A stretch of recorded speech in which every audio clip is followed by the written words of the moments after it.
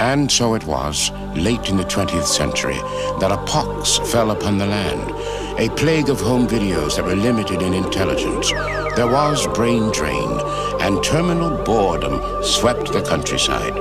The maker looked down and was not pleased by what he saw, and said, "This is not good."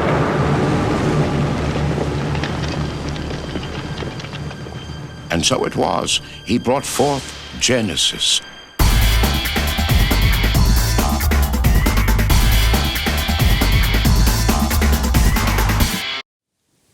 Hello everyone, and welcome to another episode of Player One Start.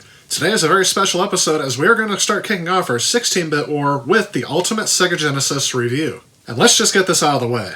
So, in every other part of the world other than North America, the Sega Genesis was named the Mega Drive. It actually was renamed the Genesis specifically for the North American video game market so it can better compete with the Nintendo Entertainment System. But for all intents and purposes, this is the same exact console that everyone else heard of, except for I always refer to it as the Sega Genesis. And as this is the way I grew up with the console, I'm going to go ahead and refer to it as the Sega Genesis, mainly for the rest of this review. But before we get too far into it, if this is your first time here, don't forget to click that like and subscribe button. It really helps me out and supports this channel. But now that we got that out of the way, let's go ahead and get started.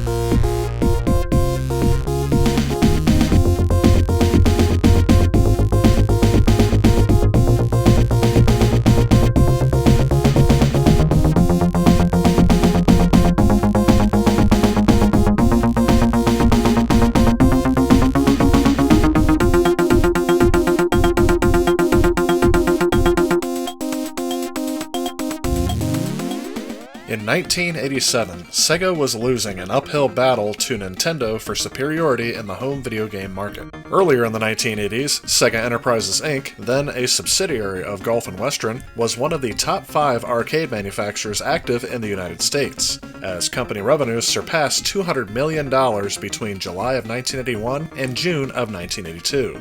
A downturn in the arcade business starting in 1982 seriously hurt the company, leading Gulf and Western to sell its North American arcade manufacturing organization and licensing the rights for its arcade games to Bally Manufacturing. The company retained Sega's North American R&D operation, as well as its Japanese subsidiary, Sega Enterprises Limited. With its arcade business in decline, Sega Enterprises Limited president Hayao Nakayama advocated that the company leverage its hardware expertise to move into the home console market in Japan, which was in its infancy at the time. Nakayama received permission to proceed with this project, leading to the release of Sega's first home video game system, the SG-1000, in July of 1983. While its initial sales exceeded expectations, sales at stores were mainly dominated by Nintendo's Famicom, which had been released the same day. Sega estimated that the Famicom outsold the SG-1000 by a 10-to-1 margin. The following year, Nakayama and Sega CEO David Rosen arranged a management buyout of the Japanese subsidiary in 1984. Nakayama was then installed as the CEO of Sega Enterprises Limited. In 1985, Sega would replace the SG-1000 with the Mark III. This console would be redesigned and renamed for the North American release as the Sega Master System in 1986, followed by a European release with the same name the following year. Although the Sega Master System was a success in Europe and later in Brazil, it failed to ignite significant interest in the Japanese or North American video game markets, which, by the mid to late 1980s, were both dominated by Nintendo. With Sega continuing to have difficulty penetrating the home video game market, Sega's console R&D team began work on a successor to the Master System almost immediately after that console launched. In 1987, Sega faced another threat to its console business when Japanese computer giant NEC released the PC Engine to great fanfare. To remain competitive against the two more established consumer electronics companies, the R&D team decided they needed to incorporate a 16-bit microprocessor into their new system to make an impact in the marketplace. They once again turned to Sega's strengths in the arcade industry to adapt the successful Sega 16 system arcade board into the architecture of the home console. The decision to use a Motorola 68000 as the system's main CPU was made late into development, while a Zilog Z80 was used as a secondary CPU to handle the sound, due to fears that the load to the main CPU would be too great if they handled both the visuals and the audio. The use of the 68000 chip, though, did cause problems. It was expensive, and would have driven the retail price of the console up greatly. However, Sega was able to negotiate with the distributor for special pricing. The deal granted Sega to get an upfront volume order of chips for 1/10 of its price, with the promise of more orders pending on the console's future success. Regarding the console's physical design, one of the Sega R&D members stated that they based the console's design on the appearance of an audio player, and presents the text 16-bit embossed in golden metallic veneer to give the impression of power. Sega first announced their new console, originally referred to as the Mark V, in a June 1988 issue of Japanese gaming magazine Beep. But Sega management wanted a much stronger name than Mark V. After reviewing more than 300 proposals, the company settled on the name Mega Drive. Again, when making its way to North America, the console was renamed, this time to Genesis. The exact reason for this change is not known. However, many sources state that this was done to avoid trademark license issues. The Mega Drive would also get physical alterations as well. However, these changes were not as drastic as the Sega Master System before it. Again, Sega R&D members stated that some of the aesthetics had to change, such as the gold-colored 16-bit wording.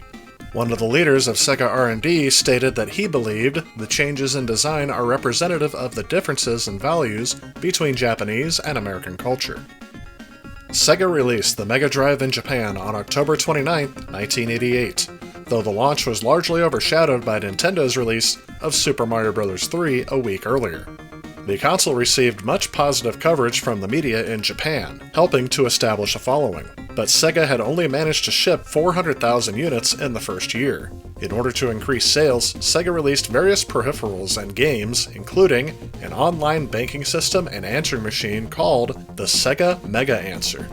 When Sega announced a North American release date for the system on January 9th of 1989, Sega did not possess a North American sales and marketing organization, having previously distributed its Master System through Tonka.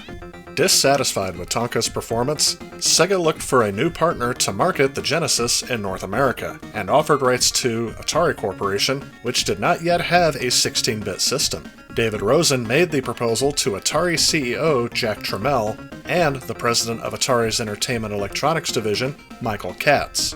Tramiel declined to acquire the new console, deeming it too expensive, and instead opted to focus on the Atari ST. Sega decided to launch the console through its own Sega of America subsidiary, which had executed a limited launch on October 14th of 1989 in New York City and Los Angeles. The Genesis was released in the rest of North America later that year.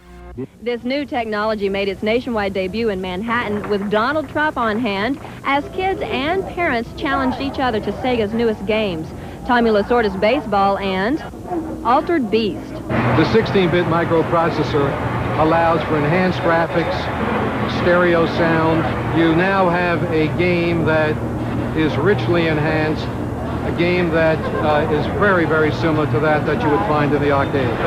I love it. I think it's great. This is the best I've ever seen. I liked it. It's pretty cool. The European version of the Mega Drive, keeping its name, was released in September of 1990. The release was handled by Virgin Mastertronic, which was later purchased by Sega in 1991 and became Sega of Europe. Other companies assisted in distributing the console to various countries worldwide. Ozasoft handled the Mega Drive's launch and marketing in Australia, as it had done before with the Master System.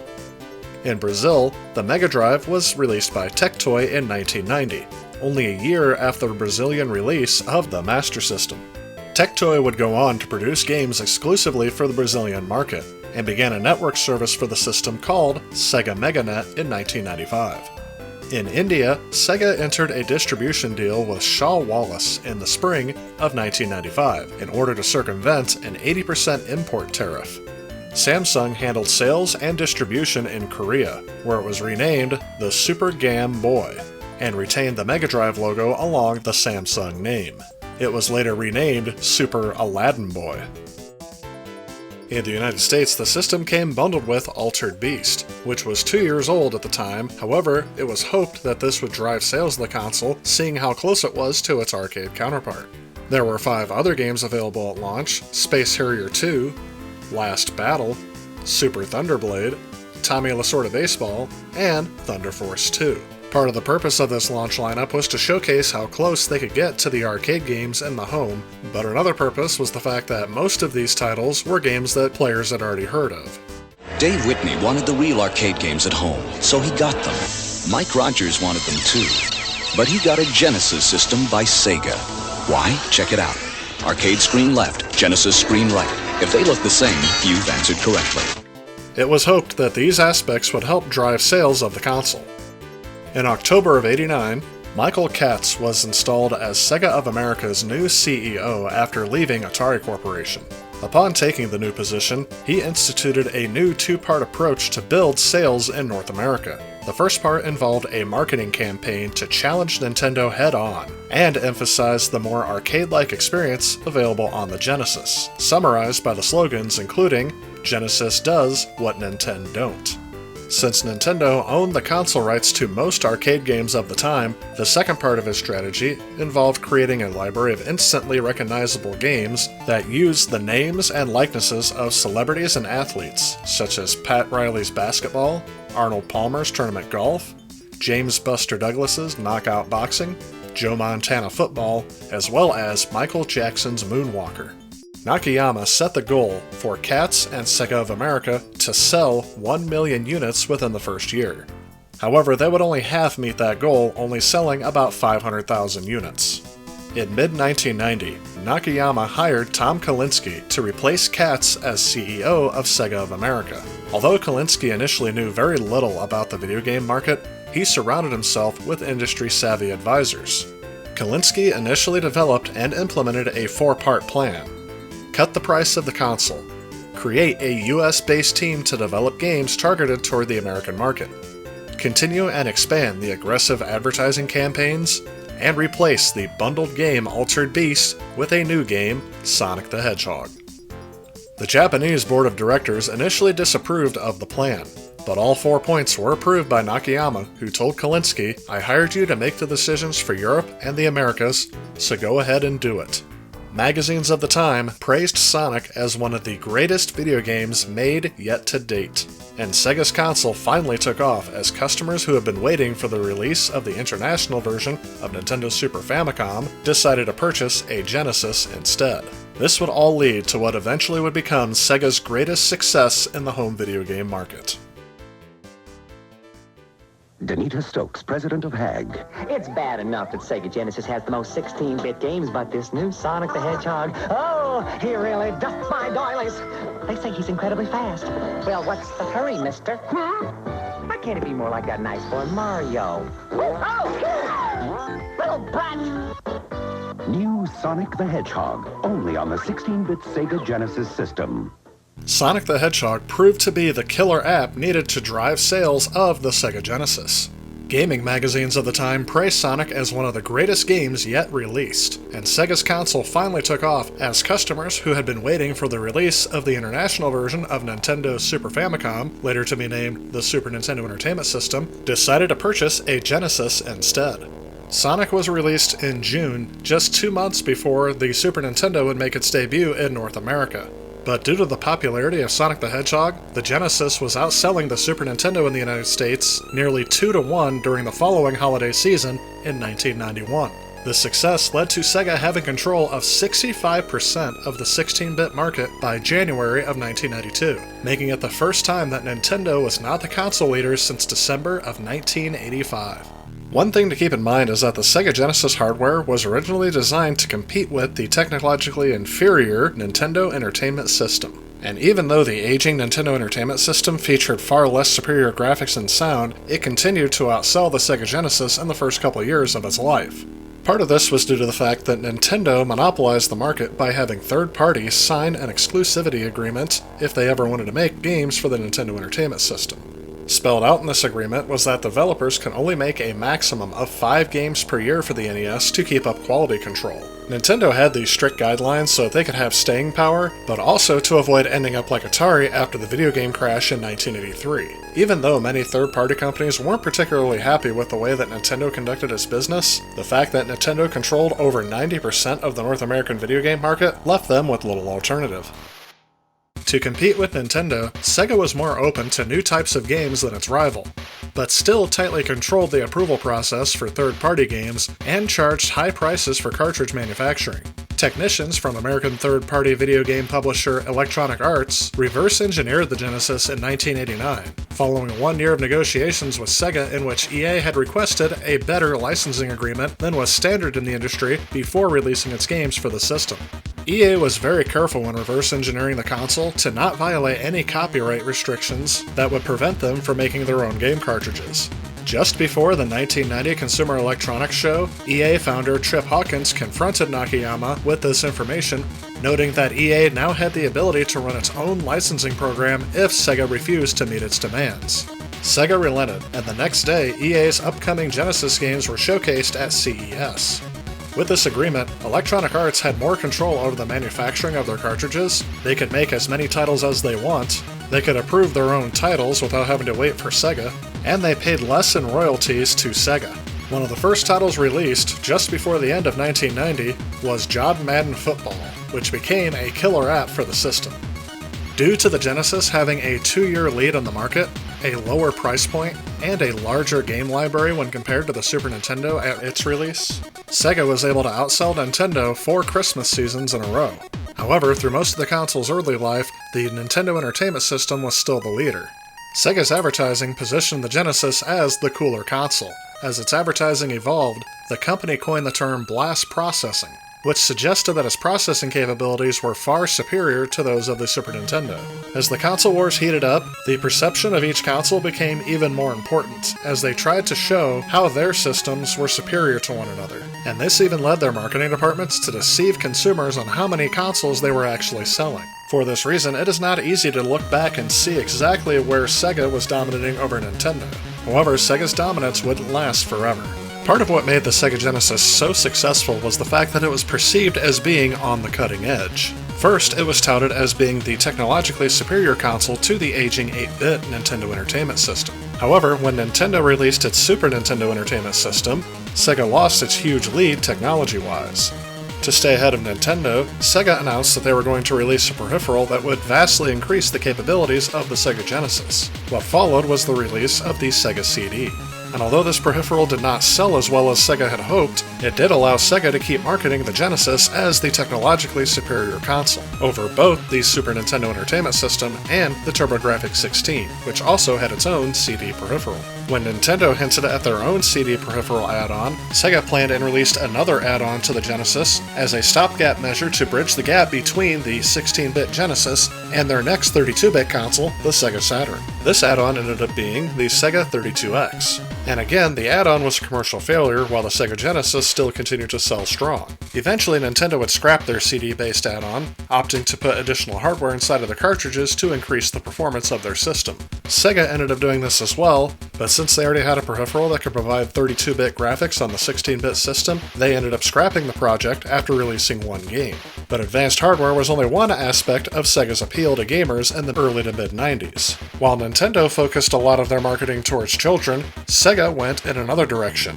Keeping with their philosophy that Sega was the cooler console over Nintendo, they also claimed it was more adult, emphasizing games more aimed at teenagers and young adults. One example was the Sega Genesis port of the game Mortal Kombat. While the Super Nintendo removed all references of blood and gore, the Sega Genesis port kept all of it in, although it did have to be accessed with a password. But since kids were still the main audience for video games back in the mid-90s, this landed Sega into trouble, eventually prompting action by the US Senate to force the video game industry to come up with a rating system that would let parents know what content was in the video games their kids were buying. Many games featured in the Senate hearings were published on Sega's console. And although Sega always maintained that they were not marketing these more adult games towards kids, this only seemed to increase Sega's appeal amongst rebellious kids and teenagers. Although these aspects are major factors in what led to Sega's success, they were also as equally important in Sega's downfall. Genesis. 16-bit arcade graphics. You can't do this on Nintendo Genesis does. 16-bit sports action. You can't do this on Nintendo Genesis. Does. Genesis. Does. Genesis. Does. Genesis. Does. Genesis does. What Nintendo?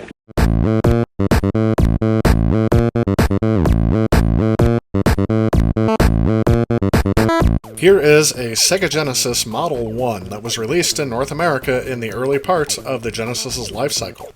This model is characterized by having the round-shaped front like a CD player, as well as the letters 16-bit and high-definition graphics surrounding the cartridge port. All in all, the console is a lot narrower than the Sega Master System before it. On the front of the console, you can see the manual adjustment for the volume of the headphone jack. Seated right next to that is the slider switch for power on and power off, with the reset button located just underneath. Located directly underneath those is the 3.5mm barrel headphone jack. And over on the other side are the two controller ports, again using the standard controller connector that was common since the Atari 2600. Flipping the console around to the back, you can see the serial extension port, which I believe was never used, along with the RF out and channel selector, an AV out, and barrel power jack, which is also compatible with the Master System too. This is not original to my collection, as I actually purchased this not too long ago at a retro game store in preparation for this video. Overall, I think it looks a little bit better than it did. Again, taking a look at the exterior of the console, we're going to take a look at the ports on the back. The first is the extension port, which I believe was never used, but essentially functioned like a serial port. Next to that was the channel selector and the RF out port. That was separate from the 8-pin DIN AV out. The last port is the power port, which is compatible with the Sega Master System 2 adapter. Turning around to the front of the console, you can see a headphone jack, which was the only option if you wanted to have stereo sound come out of the console, and the expansion slot, which would be used for the Sega CD. As with most consoles in their first generation, this board is actually the most complicated out of all the versions of the Sega Genesis. At the heart of everything is the Motorola 68000 CPU, which runs at about 7.6 MHz here in North America. However, this console also includes the Zilog Z80 that was used in the Sega Master System to provide backwards compatibility and control the sound chips. The console itself has about 72 kilobytes of available RAM, with its graphics chip having its own 64 kilobytes of video RAM. The graphics chip was dubbed the Sega Video Display Processor, or VDP for short, clocked at about 13.4 MHz. The graphics chip of the Sega Genesis is a bit hard to understand, but I'm going to try to explain a few of the basics. First, the video chip is capable of displaying up to 61 colors at once without raster effects, out of a palette of 512 colors. However, this can be expanded with shadow and highlight modes.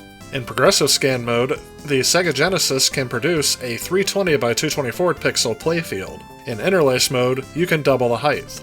This is because every other scan line is drawn every other frame. To understand what this means, let's take a look at an example of a pixel grid. As many of you may know, pixels are the building blocks that make up an image on every screen that you see, from CRTs to modern 4K televisions. If you have a powerful enough camera, you can zoom into any screen and see the pixels on it. If you can zoom in close enough, you'll see that each pixel is just a square of red, green, and blue. The display is able to control each pixel to change the color. The less pixels you have, the less detail you can show on a screen. This example here is only 4 pixels tall by 8 pixels wide, and things don't look very detailed. But the Sega Genesis is able to produce more detailed graphics because it can produce an image that is hundreds of pixels tall by hundreds of pixels wide. But the Genesis actually doesn't draw the entire screen at once. The Sega Genesis essentially draws graphics kind of like an animated cartoon using 4 graphics planes.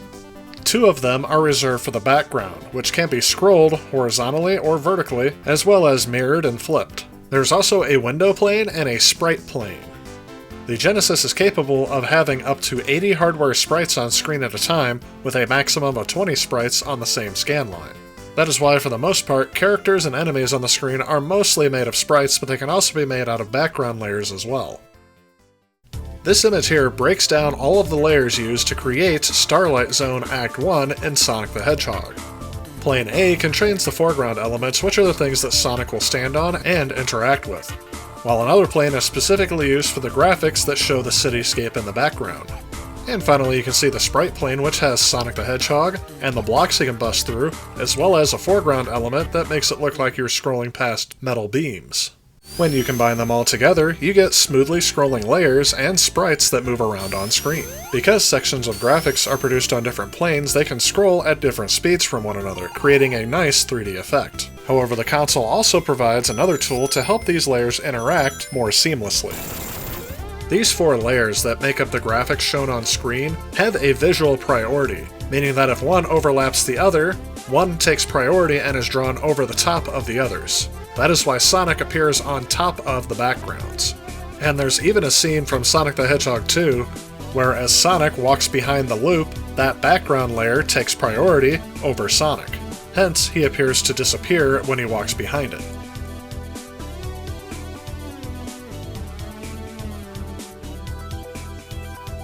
There's one more thing I'm going to address here, and that is, what exactly is blast processing?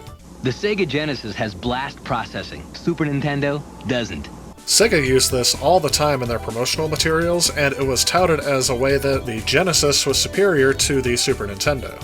Basically, it is forcing data directly to the display processor. However, doing this often produced visible glitches on screen as it was not reliable, so it was seldom used, if at all.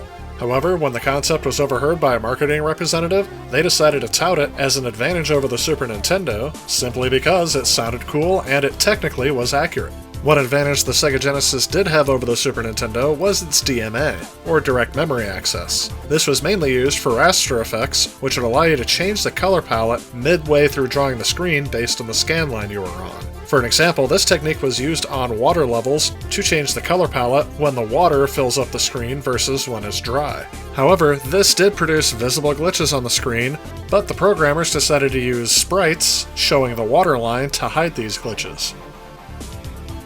Another example of DMA was palette cycling, which can be used to produce animations based on changing color palettes. For example, the waterfalls in Sonic 1 are animated only by using palette swaps.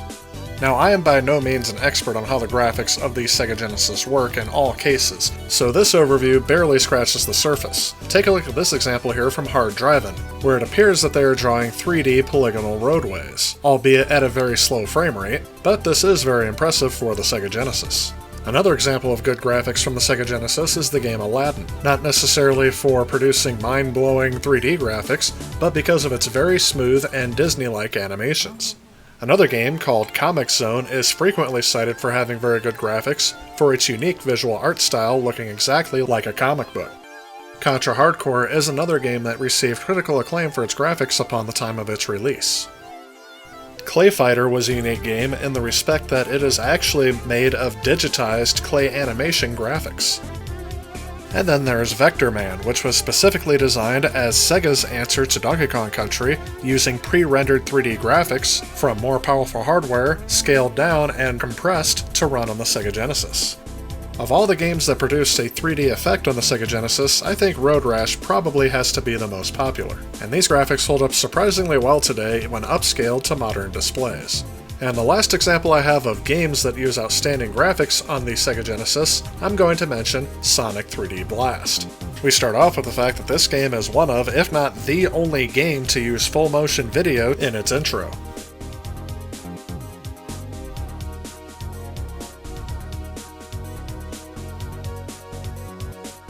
And though heavily criticized by fans of Sonic the Hedgehog, its isometric 3D view provides some of the best 3D perspective graphics on the system, without the use of additional hardware. I am sure that I can show many more examples of good graphics on the Sega Genesis, as there are many good examples out there, but for the sake of time, we have to move forward. Of course, the best graphics really didn't come until years later when tech enthusiasts made tech demos for the system. The Bad Apple tech demo makes its appearance on almost every single console, and it is very well done here on the Sega Genesis. When I last looked at this demo, we were looking at the Sega Master System, and compared to that version, I actually noticed the upgraded sound hardware a lot more than I noticed the graphics upgrade. Overall, this demo is done very well, offering almost full-screen 60 frames a second animation running smoothly on a console that was designed in 1989. Overdrive 2 is a more recent tech demo for the Sega Genesis/Mega Drive. I believe its original frame rate is 50 frames a second, as this was created overseas. However, what's very impressive about this tech demo is its abundance of full-screen scaling and rotation of background layers and sprites.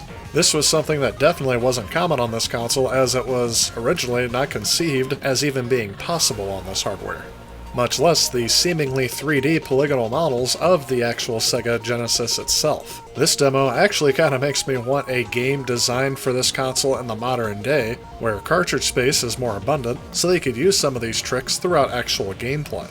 Then again, some may also argue that what is the point, since we have hardware that is capable of doing this with relative ease. This tech demo is highly regarded as one of the best on the Sega Genesis to this date. My favorite part of this tech demo is here towards the end, where they have a fully polygonal 3D environment that acts kind of like an early space shooter game that we would have seen around this time frame on PCs with more advanced hardware. Again, if you would have compared this to Sega Genesis games that came out for the console, even with the best on this platform, I don't think you're going to get much better than what this tech demo can create on stock hardware. Now, this is darn impressive. As you might be able to tell, this is the Super Nintendo version of Star Fox running on a stock Sega Genesis. Although because I was not able to get this to work myself, I actually got this from another user who captured this via emulator. The frame rate off to the side shows how successful this is running without any additional chips. This is the same tech demo, only this time using direct memory access, which allows for a faster frame rate when compared to the original version, but at the cost of sacrificing the background layer. Overall, very impressive considering this doesn't use any of the advanced hardware of any of the Sega Genesis add-ons.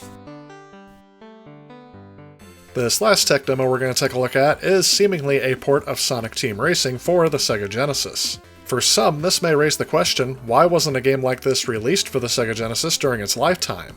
While I can't say with absolute certainty, the primary reason is most likely the fact that this was deemed impossible at the time. Sega would release a couple of Sonic racing games on the Game Gear, but that system's hardware was based around the Sega Master System. At the time of Super Mario Kart's release, though, there wasn't a good way for them to get a background layer to scale and rotate, as the Sega Genesis lacks the Mode 7 background layer that the Super Nintendo uses to achieve that effect. That makes this pseudo 3D racetrack all that much more impressive on the Sega Genesis, as it takes some extremely clever hardware and software trickery to pull this off.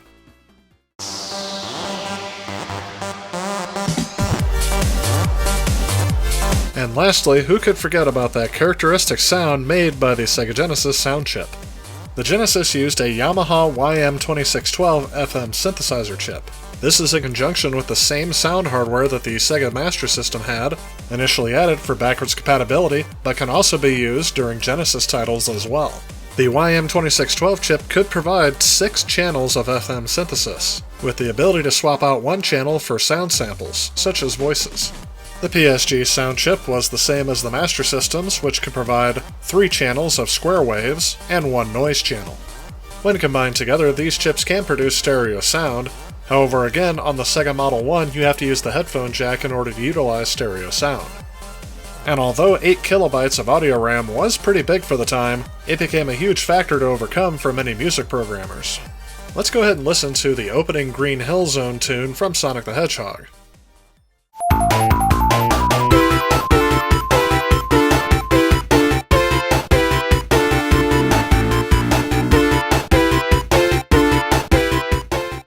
Here you can visibly see how each channel was used to produce the music being played.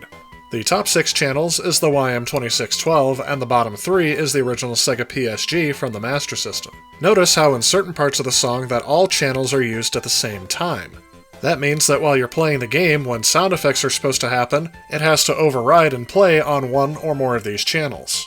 There's actually a built-in priority system that the music programmer can use that tells the game which sounds to play when more channels are needed than are available. This is actually very similar to the priority system used when displaying graphics. This is why when playing the game, you may not hear all parts of the song at all times when sound effects are playing.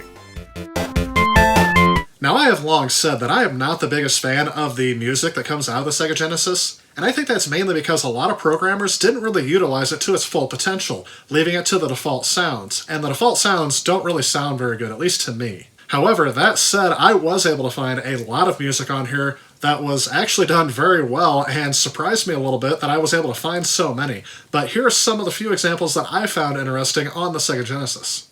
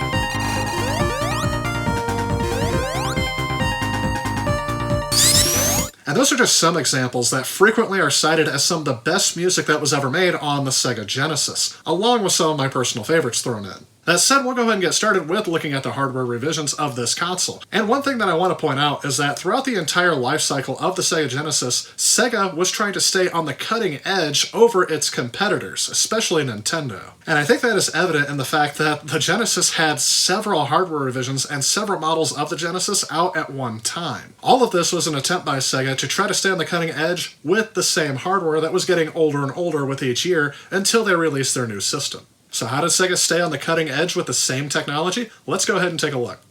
So here is the Sega Genesis Model 2. This is actually the version I grew up with in the mid-1990s. This console here is the exact console I grew up with that I just recently got returned to me. However, it is not in working order at the moment, so I'm going to go ahead and take it apart to see what I can do to get it working again.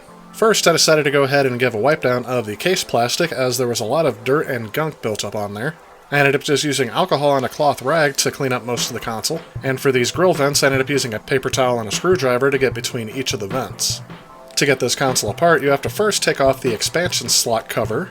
Since I have never hooked this version up to the Sega CD, mine still has the red protective cover.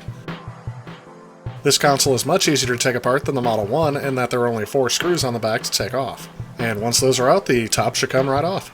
It's very nice that this front cover could come all the way off without having to remove the LED, as they just have a plastic light pipe to run the light from the LED to the front of the console. To get the remaining gunk and dust off the console, I decided to go ahead and run it through the kitchen sink. I'll let that air dry while I turn my attention back to the board. There are still several screws holding this RF shield on, so I'll have to get those out. However, once the screws are out, it is very easy just to lift this shield straight off. And now we'll get our first look at the motherboard. This actually looks surprisingly clean in here. I am actually still in awe of how brand new everything kind of looks. But while we're here, let's go ahead and take a look at what they changed between the Model 1 and the Model 2. The first thing that many people mention about this console is that they combined the sound chip with the graphics chip. And this has been a sore point between fans of the Sega Genesis, as many people believe that this actually creates inferior sound quality than on the Model 1. However, as I grew up with this model of the Sega Genesis, I actually think that it only sounds correct when playing it out of this console. So here's an example I captured directly from my Model 1 and directly from the Model 2. Let's see if we can tell any difference.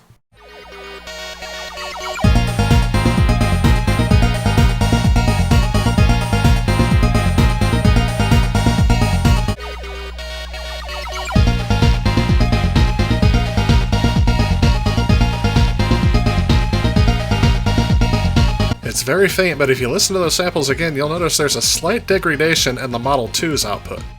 Spinning the console around to the back, we now have a different 9-pin DIN port that does both RF out and AV audio, meaning you have to use the proprietary connector to get RF out, where on the previous models you didn't have to. Next to that is the new power port, which is not compatible with previous models, but compatible with future products around this time frame, such as the Sega Nomad. The expansion slot is still located on the side of the console, however the headphone jack and the volume slider have been removed. The added benefit though is that the AV out can now do stereo sound. One question I've been asked in the past is, can you damage your old consoles by using the original power supplies? And the only answer I have is that it does vary by situation, but if you have the opportunity to, it may be a good idea to replace some of these aging power supplies. I've seen it a lot more on aging 8-bit computers where the power supplies can somehow get out of whack and end up supplying more power or less power that's needed to actually make the computer run, and can even fry out your system, but it is possible to happen on your old consoles as well. And thanks to the overwhelming popularity and support for these consoles, even years later, to this day you can buy generic power supplies that are really good and provide power reliably to your consoles to this day. One thing I will note is that the Genesis 1 power adapter works with the Sega Master System 2, but it does not work on any other iteration of the Sega Genesis. I think it's safe to assume that most other Genesis hardware use the power adapter that started with the Sega Genesis Model 2. But for the most part, you're not going to confuse the two power adapters because one does not fit in the other's power jack. So unless you're actually really forceful or you come up with some creative way of connecting it, you shouldn't make that mistake. At the very end of the life cycle of the Sega Genesis, the console received yet a third revision. However, unique to this revision is the fact that Sega did not design or release this console. This was released by Majesco as a budget console that was licensed by Sega. While taking this console apart, again there are 4 screws on the back, however they are a lot smaller, so they require a much smaller screwdriver to get them out. I realized while taking off the front plate that this console fits easily in the palm of my hand. Once you get the console apart, you can actually take the entire board out with the RF shield on. Then it's just a matter of taking out the screws holding both parts of the RF shield together, and then you're at the motherboard. And wow, looking at this board, you can definitely tell how they reduced a lot of the cost. Now almost everything seems to be combined as a single chip on the board, with a few outlying exceptions. The cartridge port almost looks to be as wide as the console, making it look very massive. Now that we have it apart, let's go ahead and see what all they threw on that single chip. So it appears they took the Motorola 68000, the Z80, the VDP, the sound chip, and some others and combined them into one chip. Sitting off to the right is the bank of RAM.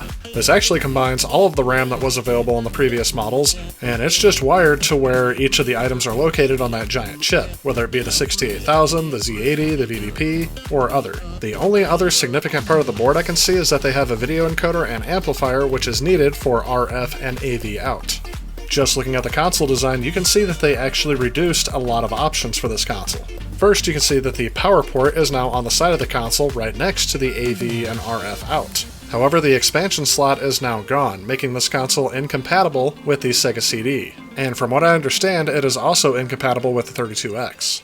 So the Sega Genesis Model 3 is actually a very strange case to me. I don't know why it really even exists. It wasn't produced by Sega, at least not directly, it was licensed by them, and when it came out in 1998, I think most everyone was done with the Sega Genesis, even though I wasn't.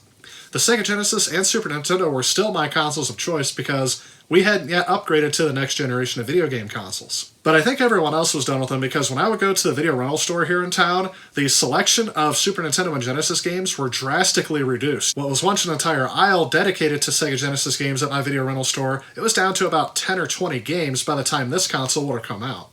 So here we have all 3 console revisions of the Sega Genesis that were released here in North America. I'm not really going to say which one was better, but I will say which one I actually use the most often, and that is the Model 1. That is the one I have hooked up to the Sega CD and the 32X. That's mainly because I didn't have my Genesis 2 for quite a while, and the Sega Genesis 3 is not compatible with those accessories.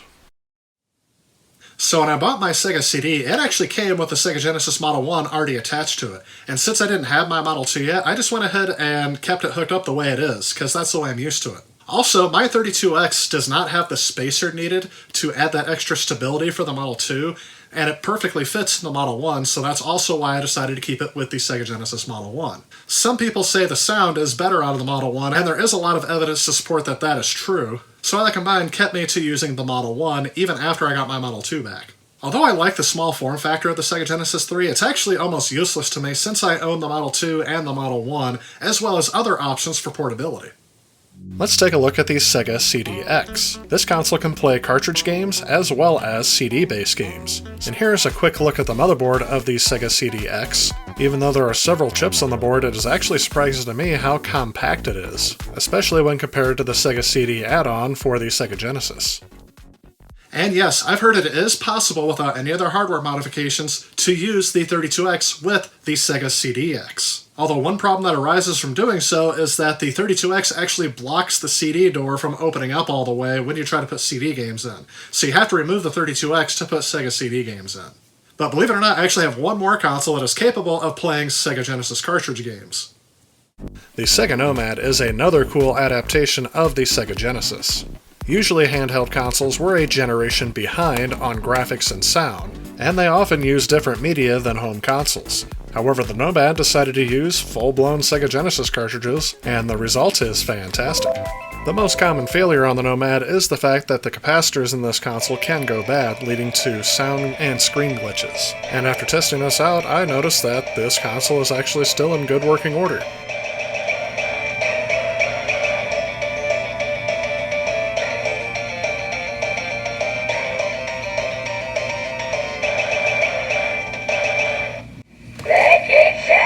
Even though I do have the battery compartment for this console, I'm actually plugging this in using the Sega Genesis Model 2 power adapter. And that is mainly the way most people are going to want to play this console these days because it is a huge battery hog, requiring 6 AA's, and they don't last that long once you put them in. The display on my console is actually nice and clean. The only issue that I noticed right off the bat, which was a sore point when this console first released, is that whenever there is fast action on the screen, it seems to blur out the characters a little bit. However, there are people that sell mod kits that can upgrade this display to a modern LCD or LED, and that would most likely fix this issue. However, for as long as it's working, I'm going to go ahead and keep mine as original as possible.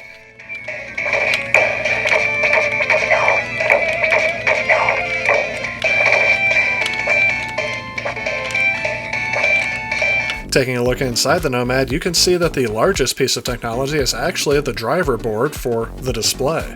The motherboard itself is actually very small and compact, being just a little wider than the actual game cartridges themselves. Wow, talk about a console that was way ahead of its time, years before the Nintendo Switch. This was a portable console that you could hook up to your TV and even play 2-player games with. I would have loved to have had something like this way back in the day, and I think my parents would have liked it too, because they could buy me a game for the Sega Genesis, and it would work on my portable console. Back during that time, if I wanted a game, I had to ask if I wanted it for console or if I wanted it for Game Boy. There wasn't such a thing as a portable console. All portable consoles in my household were Game Boys. So here are all of Sega's consoles that I own that can play original Sega Genesis games. The CD-X has the added benefit of being able to play Sega CD games and audio CDs, and the Nomad has the advantage of being the most portable, but I find myself playing the Model 1 most often. Now that's all the consoles I currently have in my collection, but there are still other consoles that were released, such as the JVC Xi, that could play Sega CD games and Sega Genesis cartridges, and that console wasn't even made by Sega. But other than just releasing other consoles, there were also some hardware accessories that were unique to the Sega Genesis. Let's go ahead and take a look at a few of them.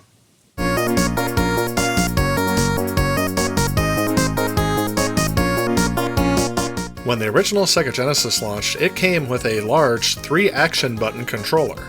The directional pad got a redesign from the Sega Master System, and this controller had a dedicated start button.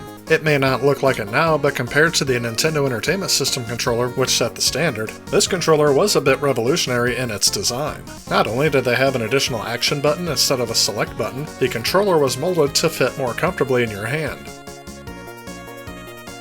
Even when the console was redesigned for the Sega Genesis Model 2, the controller design stayed exactly the same. That is, at least initially.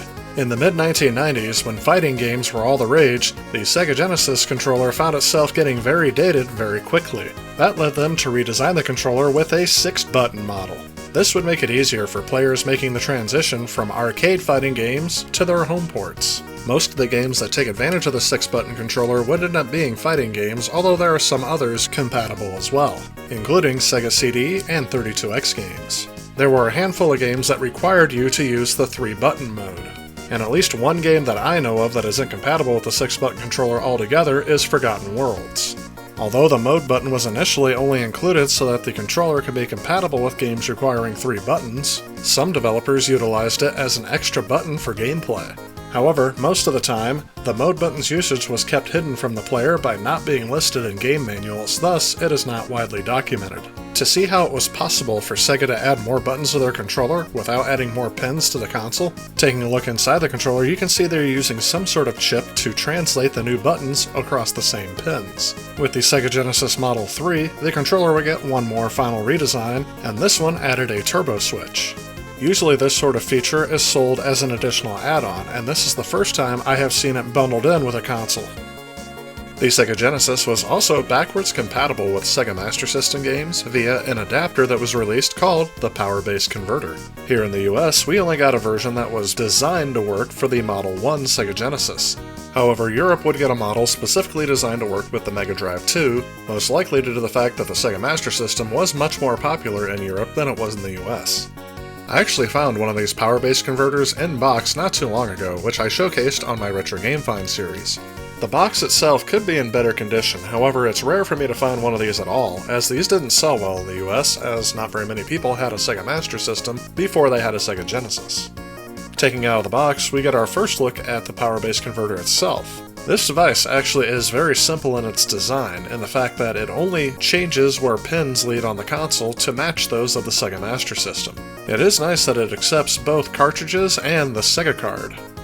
Setting it next to the Sega Model 1 Genesis, you can tell how it was designed to perfectly fit over the top of the console. Unfortunately, this means that it will not fit on your other consoles in North America, at least not without some modifications. It even has a spot where you can secure it to the back of the console.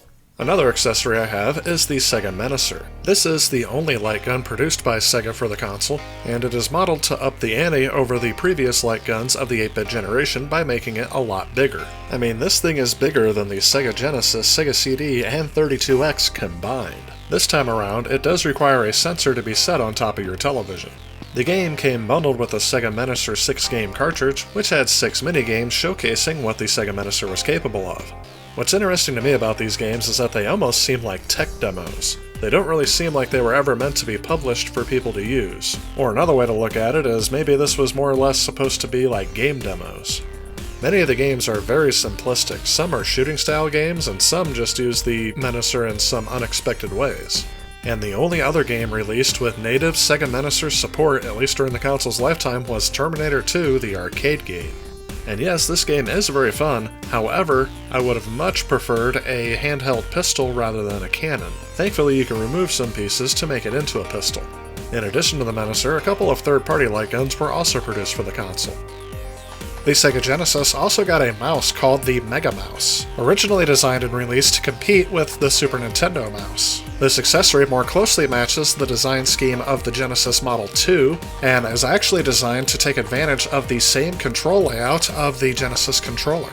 You can see on the mouse that there is a start button, 3 action buttons, and instead of a directional pad, it is a ball-controlled mouse. There are not too many games out there that take advantage of the Sega Mega Mouse, however most of them are limited to children's exploration-style games and puzzle games. The Sega Activator is a full-body, motion-based video game controller unit released by Sega. It was revealed for the Sega Genesis console in 1993, intended to act as a more immersive substitute for a standard control pad. We here at Sega believe that video gaming should be a little bit more physical. That's why Sega introduced the Activator, something that makes the physical reality real. The Activator is an octagonal device that lays on the ground here. When they actually penetrate a beam of infrared light, that responds to action up on the screen, as you will see. Each Activator came with a VHS tape with instructions on how to use and set up the controller. First of all, we want to say congratulations. You have in your possession the Sega Activator, the ultimate full-body game controller. There are 7 standard panels and 1 master panel. Lay them out on the floor in an octagonal shape. Feel them easily snap into place. Make sure the master panel is facing the TV set. So essentially, the Sega Activator works by interrupting infrared beams that shoot up from the floor with your body. Using your arms or legs, you basically point in the direction of the button you want to press on the controller. This was actually a pretty revolutionary idea at the time, and nobody had ever seen this style of controller in arcades, much less in the home. Sega of America marketed the Activator as a martial arts simulator, claiming that it improved the experience of fighting games. However, many who played with the Activator argued that the reverse was actually true, and many games that rely on fast reactions are not suitable for this type of control scheme at all. Also, the light beams are easily distorted by a non-flat ceiling or obstructions such as beams, a ceiling fan, or a light fixture, and as a result, the Activator did not see much commercial use and was discontinued only a few months after launch. Sega Channel was an online game service developed by Sega for the Genesis video game console, serving as a content delivery system. Launching in December of 1994, Sega Channel was provided to the public by TCI and Time Warner Cable through cable television services by way of coaxial cable. Through this pay-to-play service, customers were able to access Genesis games online, play game demos, and get cheat codes. Got a Sega Genesis? Cool. Want to rule your friends for the rest of their pathetic little lives? Then call now to get hooked into Sega Channel, the coolest way to get your games. Sega Channel lasted until July 31st of 1998, with 3 of those years after the release of Sega's next-generation console, the Sega Saturn. Though Sega Channel is highly criticized for its poor timing and high subscription fee, it has actually been praised for its innovations in downloadable content and the impact on online services for video games. Now, there are several other accessories that were released for the Sega Genesis, but unfortunately I'm not going to be able to cover all of them. However, one more I will cover is not so much an accessory, but an add-on inside of a Genesis cartridge. The game Virtua Racing was ported to the Sega Genesis using this extra chip called the SVP. The purpose of this chip was to mimic the functions of a Super FX chip on the Super Nintendo, allowing the Genesis to run several thousand polygons per second, which it normally couldn't do on its own. Unfortunately, this is the only game known to exist that actually was released with this chip. That is most likely due to the expensive cost of actually including this chip into the cartridge, making the game almost $100, as well as the Sega 32X accessory, which was supposed to perform similar functions.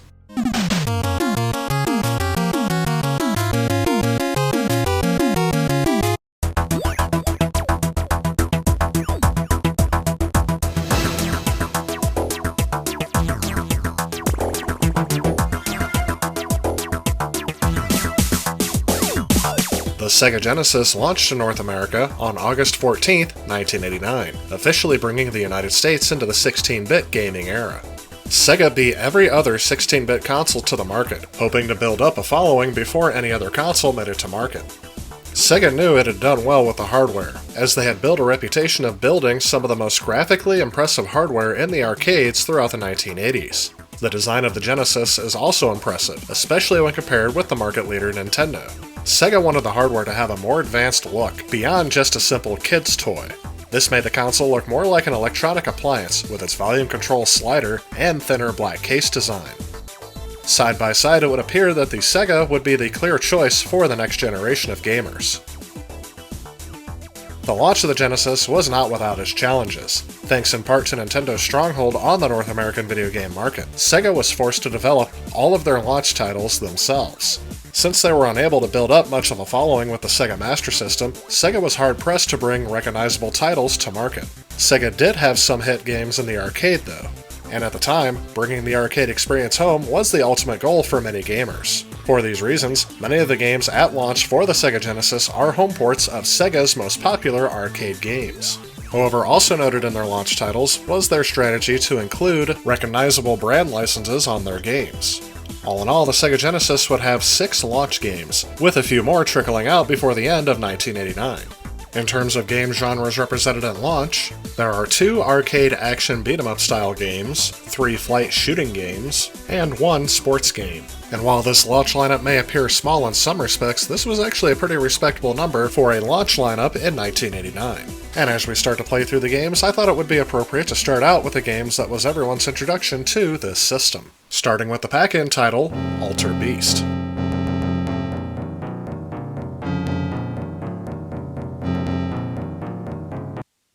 Rise from your grave.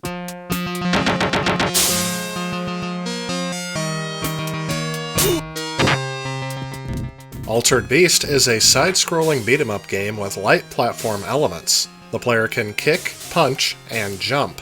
Up to 2 players can play at once. Each player controls a centurion, fighting undead creatures and monsters in a setting resembling ancient Greece. Upon defeating one of the enemies, a blue ox in this version, the enemy releases a spirit ball which allows the player to power up. Power up. After collecting 3 of these orbs, the player turns into a beast, each with their own unique ability. After reaching this power-up, the player can face the end-level boss. Welcome to your doom. However, the boss will also appear regardless of whether or not the character is transformed if the player takes too long to complete the level. Upon the boss's defeat, Neff appears and removes the transformation orbs, and then the next level begins.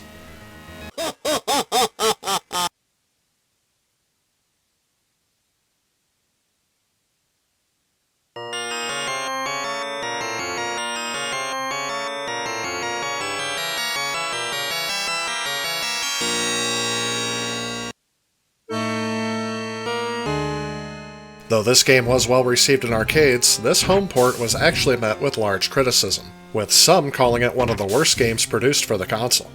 In my opinion, while this game provides a classic arcade beat-em-up style that was prevalent in the 1980s, I feel that this game does not really show what the potential for the Sega Genesis could be. And although some may find this game nostalgic for its inclusion with the original Sega Genesis, I find the sound effects of this game to be quite annoying, and often I find myself turning the volume down. I would recommend this game to people who are nostalgic for the Sega Genesis, especially in its early days. But for someone just starting out with the system, I would say this one is a hard pass.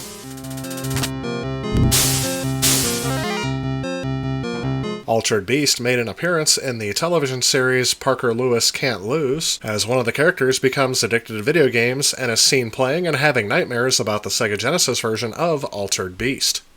In 1993, Matthew Sweet named his album Altered Beast after the game, and most recently, Neff's Rhinoceros Man makes a cameo in the 2012 Walt Disney Pictures film Wreck-It Ralph.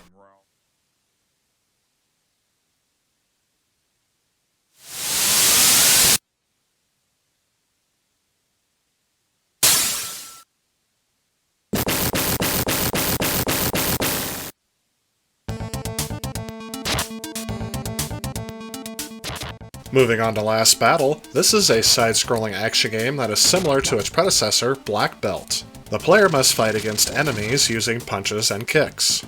The player can attack while standing, jumping, and crouching for a total of 6 basic attacks. In addition to the life gauge, the player has a power-up meter that will gradually fill as he defeats enemies. When the meter reaches a certain point, depending on the stage, the player will transform into a super-powered state, allowing him to perform rapid punches and kicks for the rest of the stage. The game's levels, with the exception of the boss battles and maze stages, feature a time limit in the lower right corner of the screen. But unlike other time limits, instead of killing the character immediately when it reaches its end, it will gradually drain the player's life gauge until the player completes the level. This game is actually based on the manga series Fist of the North Star. However, since the international version does not retain the license, the graphics and character names were altered. At the time of its release, Last Battle was panned by critics and gamers alike for its vast difficulty. Again, with critics noting that this game does not really showcase what the Sega Genesis is capable of. Again, I think this game is one that you can skip over. That's also because this game is very unforgiving. This game has become very legendary for its advanced difficulty, and this is a game I don't really get into or find really rewarding when I do beat a stage. Again, this game makes an appearance on several lists of the worst Sega Genesis games ever released.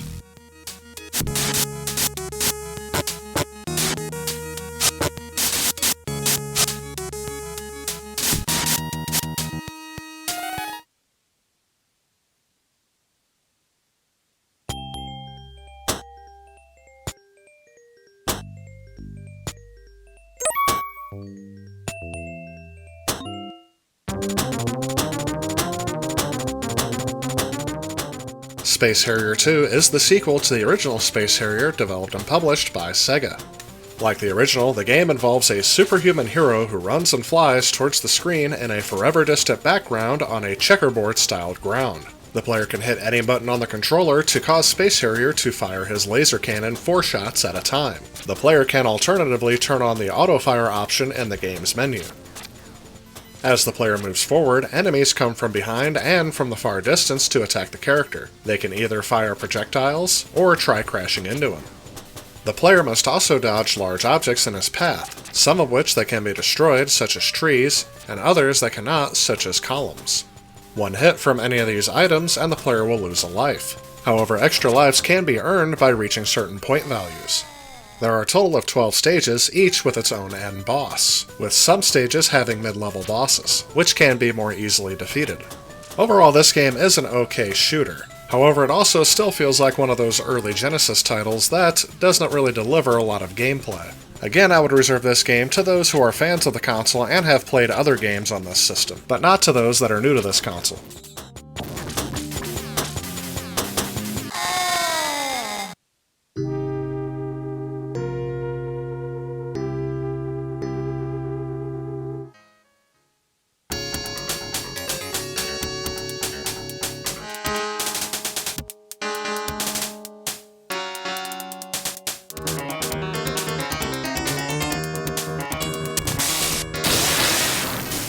Super Thunderblade is the second of the original Japanese launch titles that also launched in the United States, with the first being Space Harrier 2.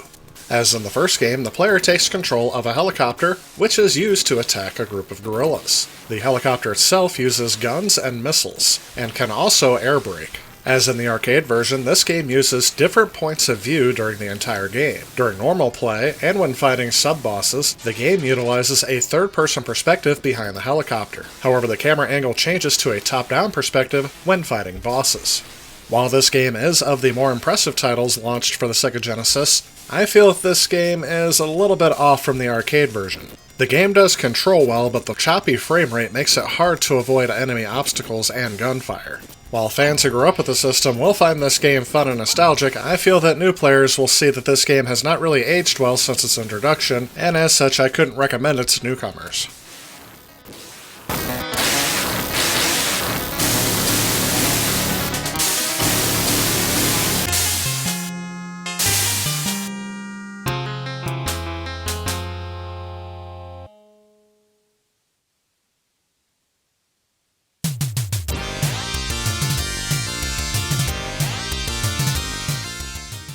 Thunder Force 2 is a scrolling shooter developed by Technosoft and published by Sega for the Sega Genesis. In this game, stages are split into 2 formats. The first style introduced is a free-directional scrolling overhead stage that is modeled after levels in the first Thunder Force game. This game, however, also has horizontal forward-scrolling stages, known as side view stages. In the top view perspective, the player must locate the cores of a certain number of enemy bases and destroy them. After this is accomplished, the stage continues in the side-scrolling view, which plays like a traditional horizontally scrolling shooter. After the boss of a side view substage is defeated, the player moves on to the next stage. Building upon its predecessor, Thunder Force 2 introduced a weapon system that would become a staple for the rest of the series. The player's ship has a default arsenal of weapons which include a twin forward-firing shot, or single backward-firing shot, and a bomb shot. By collecting certain items, the default weapons can be upgraded to a more powerful level. Also, the player can obtain a certain number of new weapons with various unique abilities by collecting the weapon's corresponding item. Once new weapons are obtained, they can be swapped out on the fly. However, if the ship is destroyed, all weapons are lost except for the defaults. You can also obtain small pods which revolve around the ship, named craws. The function of these craws is to block weak incoming bullets and to provide extra firepower by firing single normal shots. The player may obtain up to 2 craws at a time, but will lose them when the ship is destroyed.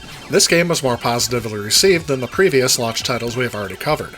And to tell you the truth, this may be my favorite out of the new launch lineup, although I do prefer later entries in this series to this one. Overall though, this is a game I can recommend to newcomers as well as veterans of the Sega Genesis, especially if you're a fan of the shooting games of the late 1980s.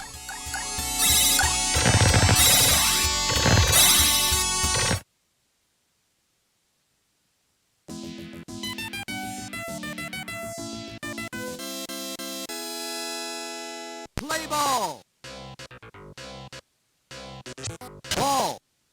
Tommy Lasorda Baseball was the sole sports game to launch with the Sega Genesis. While getting a personal endorsement from the Los Angeles Dodgers manager Tommy Lasorda, this game is actually not licensed by any baseball league, making all of the team and player names fictional. So aside from those that are nostalgic fans of this game, I don't think I can recommend it to players today. I feel that the controls of this game are a bit clunky and are a bit slow and delayed from when you press something on the controller to when it happens on the screen.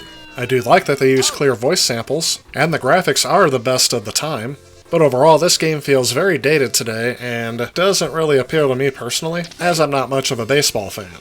Perhaps for this reason, and the fact that they don't have the license endorsement anymore, this game only appeared on the Sega Genesis and has not been re-released to date. Second baseman! Out! After the initial 6 launch titles the following month, the only game to release for the Sega Genesis was World Championship Soccer. Being another arcade port, this game presents a top-down, simple version of soccer. In terms of gameplay, there are no fouls, substitutions, or strategies. The player must dribble and pass the ball towards one end of the field and try to score by forcing the ball into the opposing team's net. I have to say the most annoying feature about this game is that you cannot choose which player you are. Rather, the computer automatically selects the player that is closest to the ball. This leads to some particularly frustrating moments that made me throw the controller down in anger and walk away from this game very quickly. When combined with the dizzying graphics of the field scrolling up and down very closely, I didn't particularly enjoy this game.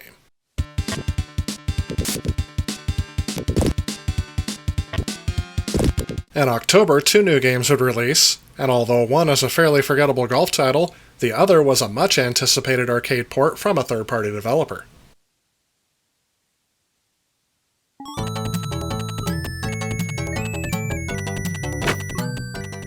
In Arnold Palmer Tournament Golf, although his name and likeness is on the title screen and the box art, the gameplay actually makes no reference to him whatsoever.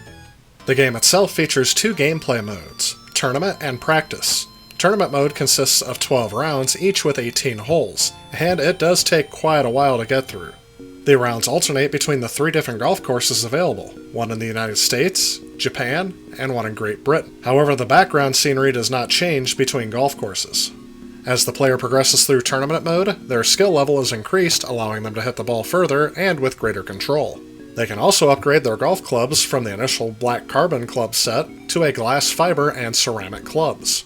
In practice mode, 1 or 2 players can compete in 18 rounds of golf one-on-one on any of the 3 courses. Each player can also set their skill level and use any of the 3 golf sets available in the game. Before each turn, the player's caddy will give advice based on skill level. At first, the caddy can only give the distance from the ball's current position to the tee.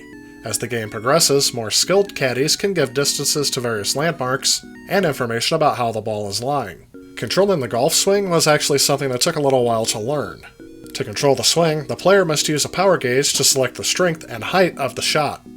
When the player first presses the shot button, a marker shoots upwards to the top of the gauge. If the player hits the shot button before it reaches the top, this controls how hard the shot will be.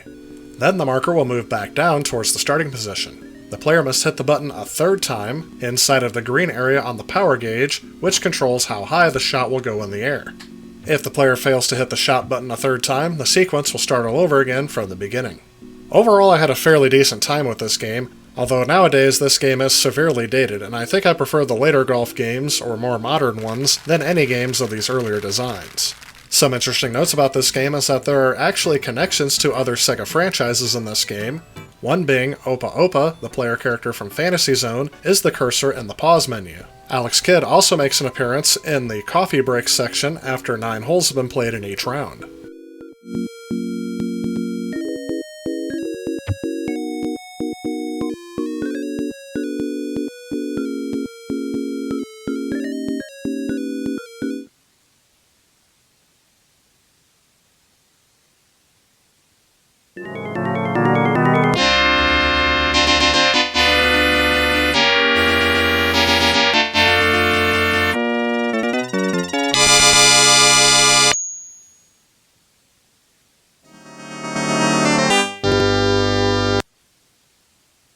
The port of Ghouls and Ghosts to the Sega Genesis was one of the most anticipated games of 1989, releasing close to the height of the popularity of that particular series.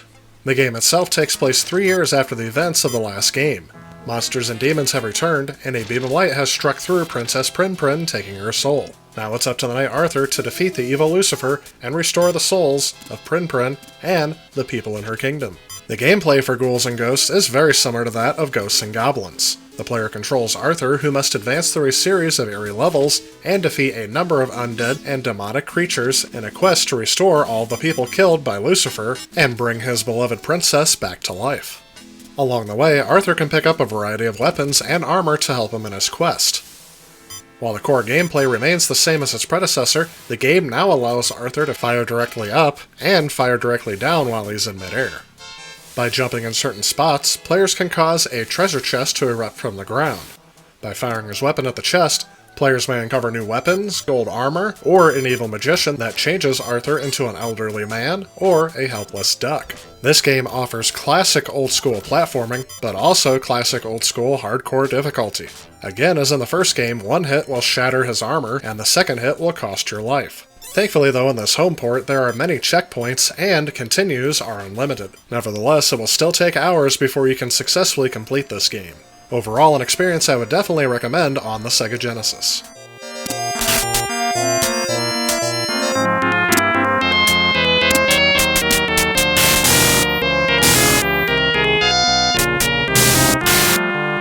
Closing out the year and the decade of the 1980s, the Genesis would almost double its library in the final month.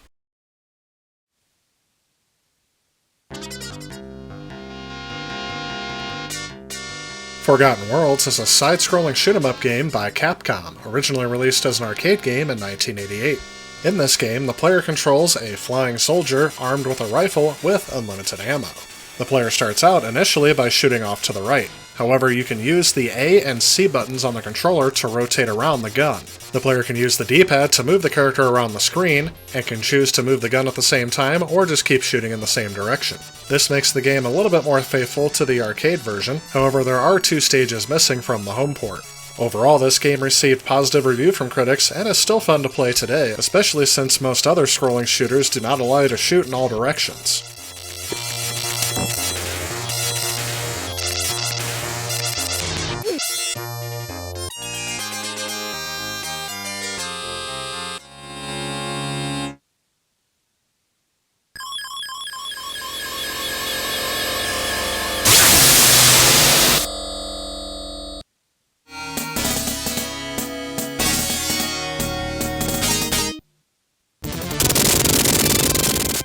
Rambo 3 for the Sega Genesis is different than some of the other ports for other systems. While the Sega Master System version is a light gun rail shooter, the Genesis version, in contrast, is a top-down view shooter on its own. Throughout 6 missions, each with various objectives, the player needs to find the exit, sometimes while freeing prisoners or destroying enemy ammunition supplies, while using one of several weapons. The default weapon being a machine gun that never runs out of ammo. He can also use a knife for close range kills, set off time bombs, use his famous longbow with explosive arrows, although the latter weapons are limited in ammunition. This game, however, is incredibly difficult, especially since there's a one-hit kill, and not that many lives to start out with. Overall, it's not a bad game, but it does leave me wanting something more like in a Contra game.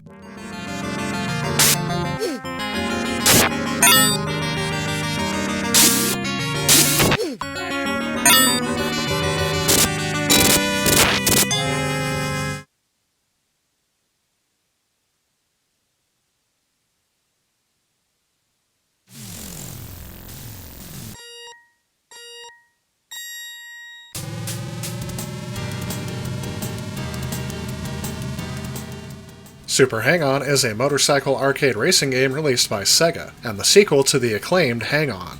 This game is a very faithful recreation of the arcade game in the home, and was very well received at the time of its release.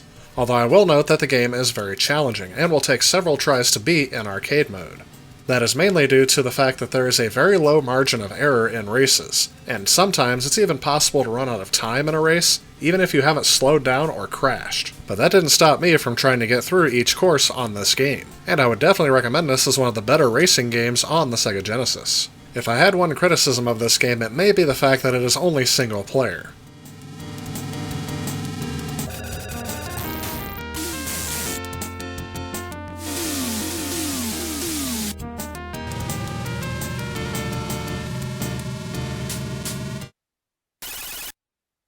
Truxton is another vertically scrolling shoot-'em-up arcade game that was developed by Tau Plan and later ported to the Sega Genesis. Like all vertically scrolling shooters, your goal is just to survive until the end of each stage while eliminating as many enemies and bosses as you can. Along the way, you can upgrade your ship's speed and weaponry, however taking a hit reverts you back to square one. The graphics are ported very nicely from the arcade version into the home console, although I can tell that the aspect ratio is a little bit off as they've had to crop the screen a little bit. Sometimes avoiding obstacles and enemies becomes very cramped. I'm assuming that's a direct result from having to shrink the screen down.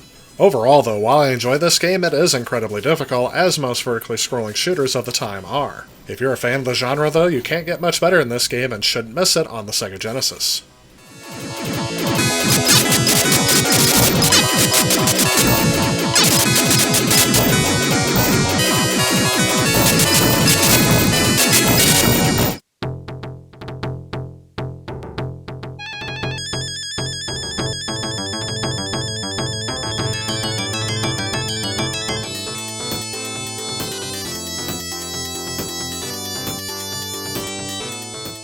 Golden Axe by Sega is one of the earlier hack-and-slash games that were released before the genre really started to take off. This game takes place in a setting that is more befitting of Conan the Barbarian. An evil entity known as Death Adder has kidnapped the king and his daughter. He also finds the magical Golden Axe, and threatens to destroy both the axe and the royal family if the people of the kingdom do not accept him as their ruler. The player must make their way through each stage fighting off Death Adder's henchmen. These include men armed with clubs and maces, skeleton warriors, and knights. The player is able to attack using their weapon, jump, and cast spells. Along the way, players can collect blue magic potions which fill up their magic force bars. With the more force bars they have, the more powerful their magic attacks become. Throughout the game, the player can take control of various animals to ride them. Each of these animals have their own unique attacks and can be ridden until the player is knocked off a certain number of times. Golden Axe was received quite well at the time of its release, becoming one of the first hits on the Sega Genesis. And if you're a fan of the side-scrolling beat-em-up games of the time period, I say you should give this game a try.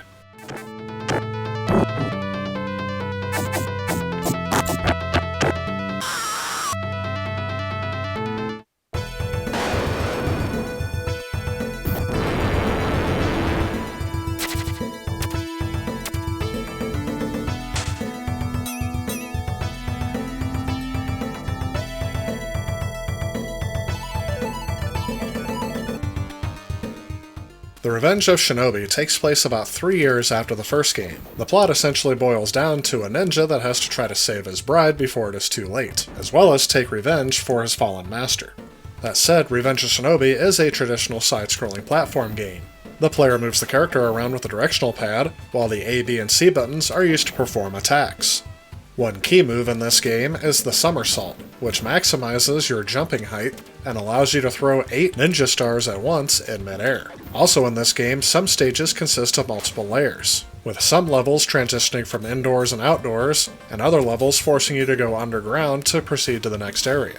This game was positively received at the time of its release, with many praising the graphics and the musical score by Yuzo Koshiro. Others were not as kind due to the fact that this game is also very difficult. And although I can see a crossover element from this game's copyright screen, I have yet to come across the character mentioned in this game.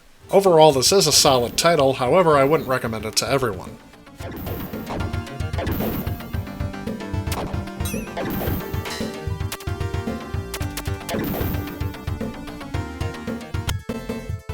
Well, there you have it. That is all of the early games that launched with the Sega Genesis. And while these games didn't have the long-lasting impact that Sega hoped, it did launch the console into its prosperous future. As the 1980s drew to a close, Sega would receive more third-party support, which would help drive more sales of the console. Partnerships with EA and developers that were previously restricted to only developing for Nintendo consoles helped to provide more quality titles that were lacking at the console's launch. As we continue making our way through the Sega Genesis library, though, we are going to transition from playing games as they were released to some of the best games from each genre.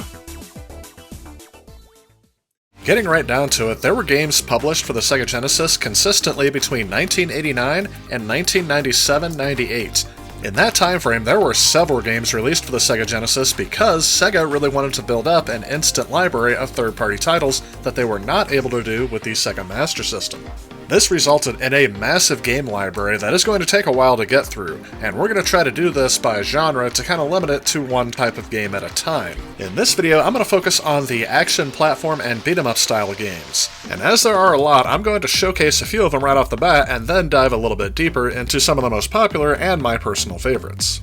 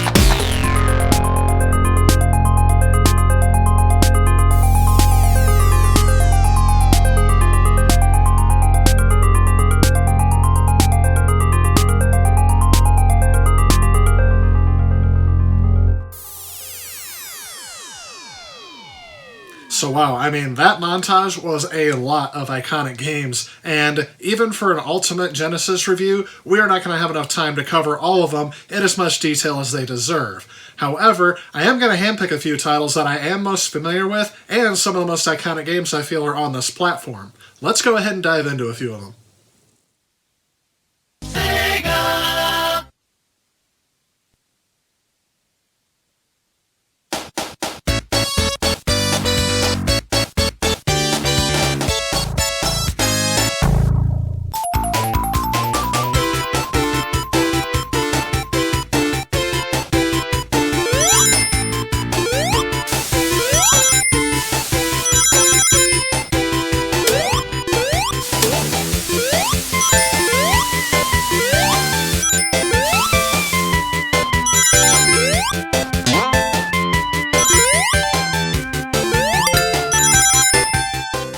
Oh my gosh, talk about a nostalgia overload. So that opening sequence there is probably one of the most iconic pieces of video game history ever to exist.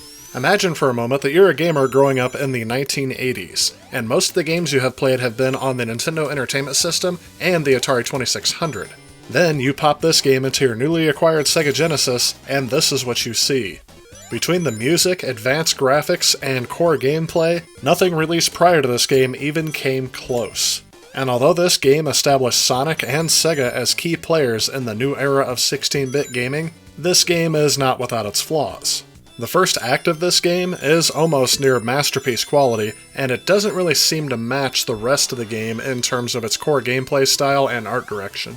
And for me personally, there's one crucial gameplay element that is missing from the first game that ranks it below its sequel, Sonic 2. And that is the spin dash. In this game, there are several areas where you'll find yourself stuck in an area and you have to move back and forth to build up momentum before you can get out of it. However, in Sonic 2, all you have to do is crouch and mash the action button on your controller as fast as you can to build up momentum, and then you just let go to launch yourself into the next area. Again, Sonic 1 is not necessarily a bad game, but I do prefer its sequel much more than playing the original.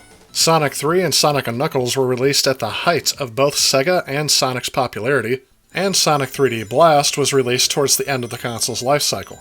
I am skimming over these games just a little bit because I've already covered each of these games in their own videos, which you can see linked in the description or at the end of this video.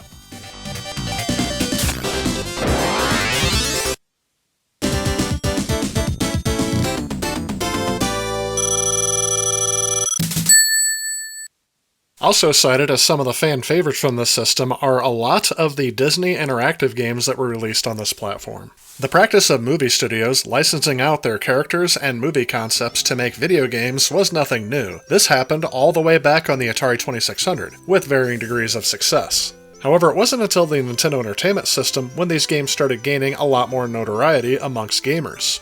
And in contrast to other movie studios that licensed out their properties to different developers and really didn't have much to do with the games, Disney was more heavily involved in the making of their games, sometimes even being directly responsible for their development. And when it comes to anything that bears Mickey Mouse's likeness, Disney is very controlling. That is perhaps one of the many reasons why Castle of Illusion starring Mickey Mouse was one of the best video games based on this character.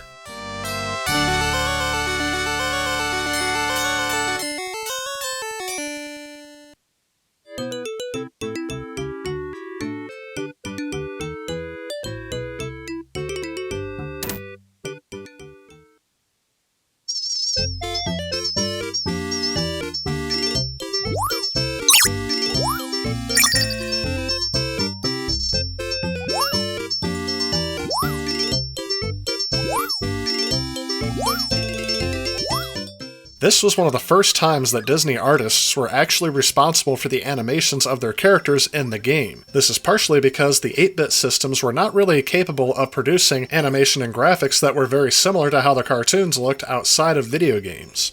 In terms of story, this game has a very simplistic plot that was very common in a lot of platformers, in which Mickey must rescue his girlfriend Minnie from the Castle of Illusion and the witch named Mizrabel, who wants to steal Minnie's youth. Mickey is told that in order to defeat Mizrabel, he must find the 7 gems of the rainbow. These gems are acquired by defeating bosses at the end of levels. In terms of gameplay controls, Mickey's main method of attack is to perform a bounce while jumping, which can be used to defeat enemies or to bounce upwards towards higher areas. Mickey can also collect projectiles such as apples and marbles to throw at his opponents. There are also various items in the levels that can earn bonus points, increase the player's health, and grant extra lives. As previously mentioned, each stage ends with a boss fight. However, in easy mode, you only play through the first 3 levels with no boss fights, and you can beat the game that way, which I can assume was done to appeal to younger kids. Personally, although this is not a game I grew up with, I actually did enjoy this game quite a bit, especially for it being a kid-style game. It does remind me of some of those earlier titles that were basically Mario clones, but it has its own style and charm that I found quite entertaining.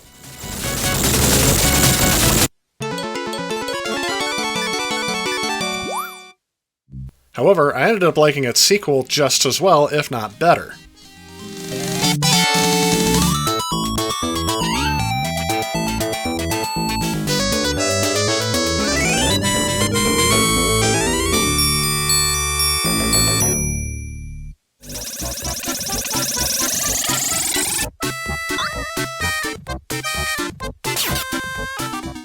Quackshot, starring Donald Duck, and Huey, Dewey, and Louie, they take the game series in a different direction by turning it into a platform shooting game. In this game, the player, as Donald Duck, goes through a variety of side-scrolling levels. Generally, each level is divided into an overland part and a dungeon part. Although the player may choose any order to play the overland sections, various obstacles prevent the player from entering the dungeons outside of a specific order. In addition to this, some levels provide the player with vital clues, which can solve puzzles needed to progress in later sections. Once Donald has completed the overland section of an area, he may leave by calling his nephew's biplane, and will return to the dungeon entrance of that area if he chooses to return. The gameplay is switched up a little bit by arming Donald with a special gun that can shoot plungers, popcorn, or bubblegum. The player has unlimited plungers, which can temporarily stun enemies, and collect other ammo along the way. Later in the game, the plunger is upgraded to act as a temporary platform to climb walls, and, when stuck to a passing bird, it allows Donald to traverse longer distances. In Duckburg, India, and Egypt, Donald can also pick up chili peppers, which increase his temper, eventually temporarily allowing him to become invincible, increase his speed, and knock down enemies in his path. This game has been frequently cited in top games lists for the platform, and although some may find this game a little bit too easy, it is definitely worth a pickup if you can find it.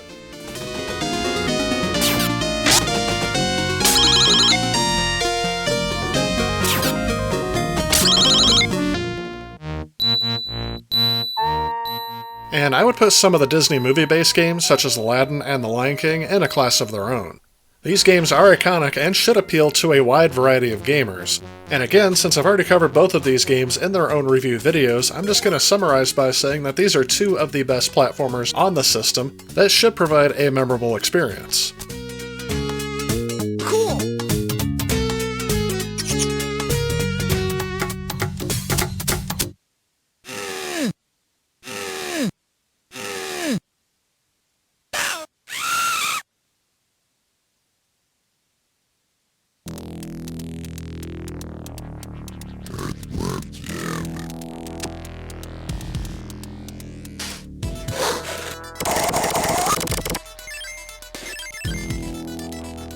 Playmates Toys, finding success with their license for Teenage Mutant Ninja Turtles, wanted to start their own franchise, free of licensing fees. Inspired by the success of Sonic the Hedgehog, they decided that they wanted to start the franchise as a video game, a rare approach at that time. From there, the game's design started with a simple sketch of an earthworm that was presented to Shiny Entertainment. Impressed with the artwork, Shiny Entertainment bought the rights to Earthworm Jim and started developing the game.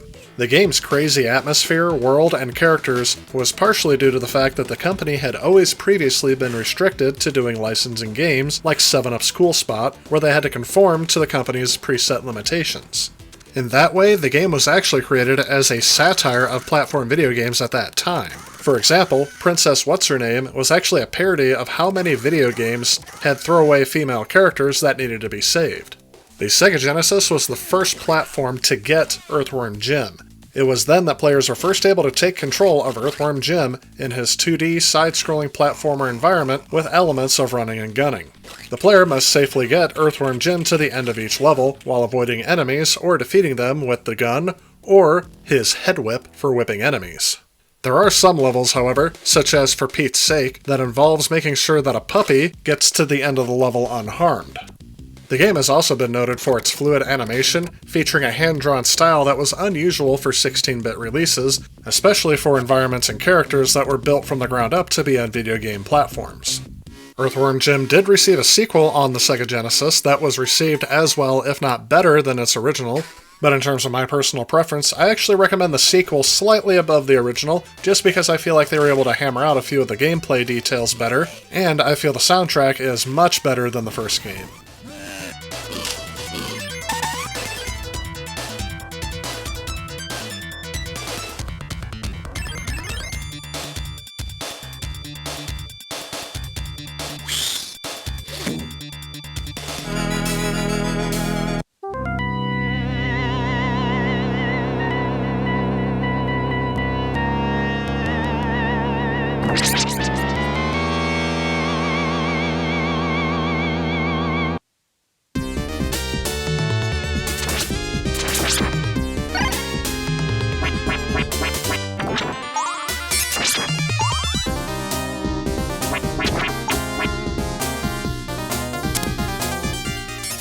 I almost don't know where to even start with this game. From the visually appealing graphics, to the stellar soundtrack that really just knocks it out of the park, and to the core gameplay that is true to the series formula that one would expect from a Castlevania game, I have to say that this game is one of my personal favorites on the system. And up until 2019, this was the only way you could play the game, as it was released on the Castlevania Collection and on the Sega Genesis Mini, both in the same year. I would say to someone who has never played a Castlevania game before, this would be a good game to start with, as it pretty much takes the best of each of the previous games and combines it into one experience. In this game, players must proceed through each level, defeating enemies and collecting gems to power special weapons. Each stage is divided into sections that has a minor boss in the middle with a main boss at the end. Some items will increase the power of the character's weapons, and certain parts of the game are split up into different paths that can only be traversed based on which character you chose. Again, this game is touted on several best games lists for this console. However, some feel that this game has been overlooked due to the fact that it was only released on this platform for so long.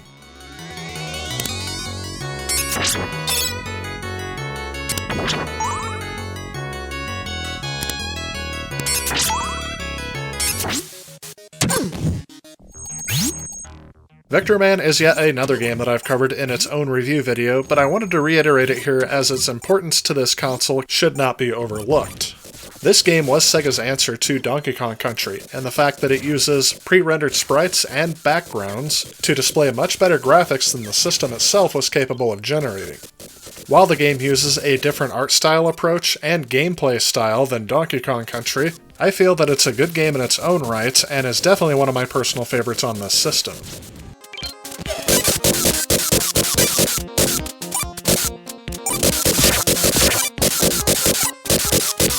Echo the Dolphin is an action-adventure game originally developed by Novotrade International for the Sega Genesis and published by Sega in 1992. In this game, you play as the title character Echo, a bottlenose dolphin, who travels through time to combat hostile extraterrestrials in Earth's oceans and on an alien spacecraft. To attack enemies, you must start swimming rapidly by hammering down on the swim button and holding it down to maintain speed until you slam into an enemy. Two features of the gameplay based on actual dolphin habits is one that allows Echo to sing, which lets Echo communicate with other sea creatures, and the same button is also used for echolocation. Holding it down causes the song to return, generating a map of the area. Several levels contain enormous crystals or glyphs, which respond in different ways if Echo touches them or sings to them. Some block paths, and a key glyph must be found in such cases to pass. while others just give information, and a few in the later levels replenish health and air and give Echo temporary invulnerability. And since Echo is a mammal, he must periodically surface for air, or else find an air vent. If the air meter runs out, Echo loses health rapidly, which represents drowning. Despite the oddness of this game, I think it's actually very well done, and it also frequently tops a lot of top Sega Genesis games of all time lists. And although this is another one of Sega's franchises that did not survive past the Genesis, it has been ported to a lot of modern consoles, helping to ensure this is one of Sega's more remembered franchises.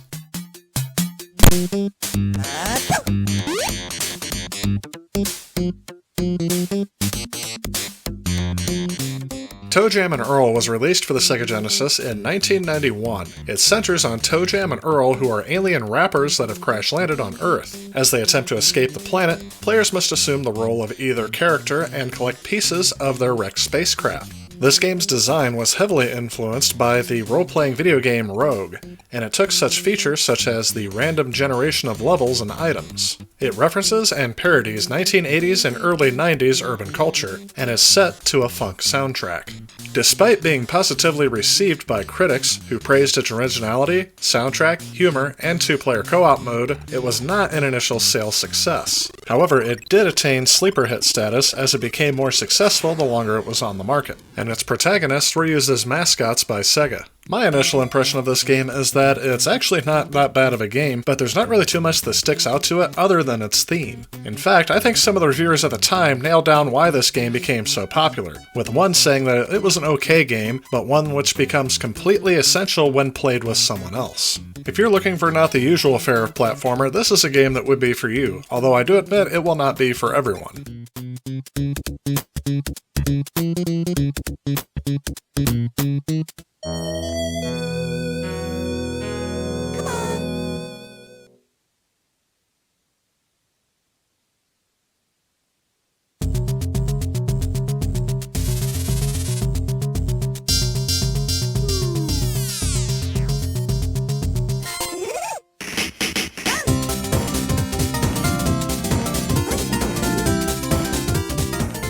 Rystar is a platform game developed and published by Sega that was released worldwide in February of 1995. This game stars an anthropomorphic cartoon star who uses his hands and long stretchable arms to move and combat enemies. While this game plays very similar to games such as Super Mario and Sonic the Hedgehog, this game is a bit of a departure by focusing less on jumping at speed and more on the use of Rystar's stretchable arms, which can reach and stretch in 8 different directions. However, the game is very similar in the fact that the player must maneuver Rystar through the level to its end while avoiding damage from obstacles and enemies.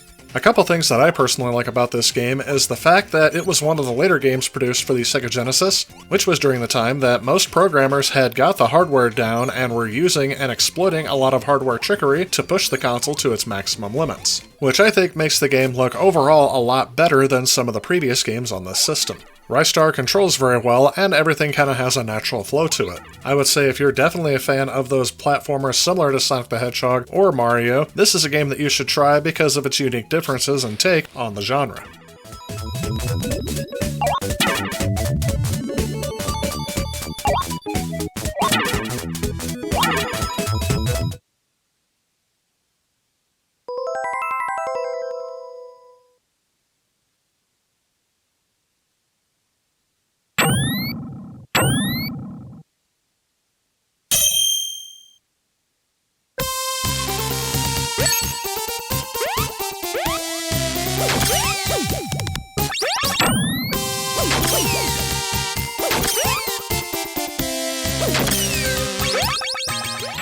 Rocket Knight Adventures was developed and published by Konami for the Sega Genesis in 1993. In this game, the player is able to jump and attack with Sparkster's sword, either directly or by shooting energy forward when swung, or charge up their rocket pack to go flying in one of 8 directions. The gameplay is varied up across a few levels.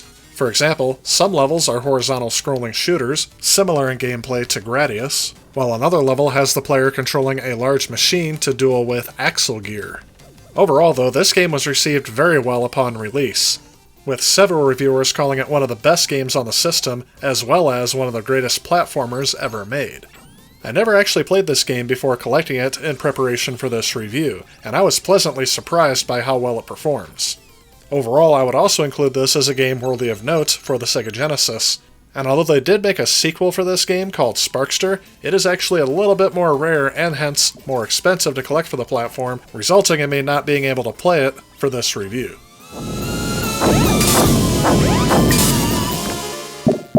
So again, that is just a few of the iconic platforming titles that are available on this system. But to sum up, I am going to call a few of them to attention, such as Streets of Rage, because that is just an iconic series that really flourished on the Genesis. It was one of the most popular beat-em-up style of games on there, and even though it's not necessarily platforming, it is more of the action genre. That iconic soundtrack and gameplay that was very prevalent in the early 1990s is best exemplified in Streets of Rage 2, and I think that probably remains my favorite of that series. Comix Zone is another example of a game that I think is a good action game on this system, but I think it's good because of its uniqueness. The fact that they decided to kind of have the player play through a comic book on this system really just shows how they were pushing it to its limit back in 1995. To date, I don't think I've seen a game that really lets you play through a comic book quite like this, and I think I would like to see a more modern system try to do this again today, and I think I would enjoy it a lot. Michael Jackson's Moonwalker is another one of those games that I think has to be mentioned, just because it was one of the first kind of hit platformers for the system, and I think that was mainly due to the fact that Sega licensed the rights for Michael Jackson and his music for that game to help kind of sell it and get the system bolstered up a little bit. But more than just this game itself, I think this game kind of exemplifies one of the most successful strategies that Sega used with the Genesis, and that is licensing things that are popular. I mean, in the late 80s, early 90s, Michael Jackson was at the peak of his popularity, and of course, aside from the scandals that would hit him in his later life, this was probably one of the most iconic things that could have happened on a video game console at that time. I did have The Adventures of Batman and Robin in that list as well, and I didn't really want to include it as one of the better games on the system. I really just wanted to talk about what a technological achievement it is on this system.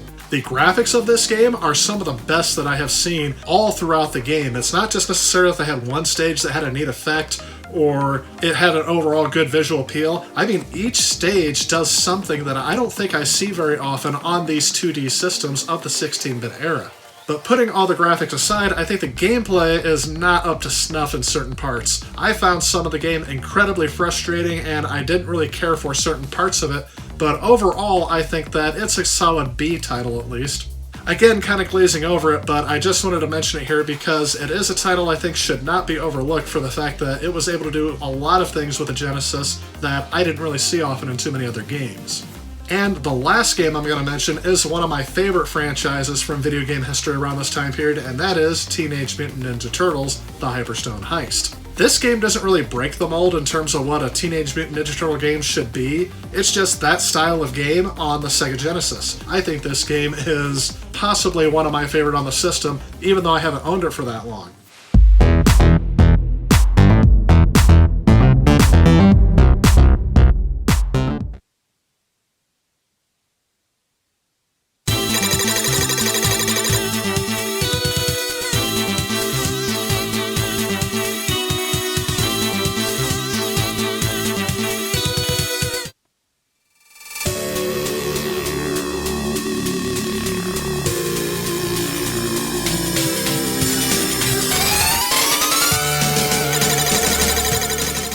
Gunstar Heroes is a run-and-gun video game developed by Treasure and published by Sega. It was Treasure's debut game, originally released on the Sega Genesis in 1993. The game's premise is centered around a pair of characters, the Gunstars, in their efforts to stop an evil empire from recovering 4 powerful guns. The characters can fire guns and perform a series of acrobatic maneuvers to fight enemies across each stage. There are 4 weapons in the game that can be combined with one another to create different shot types.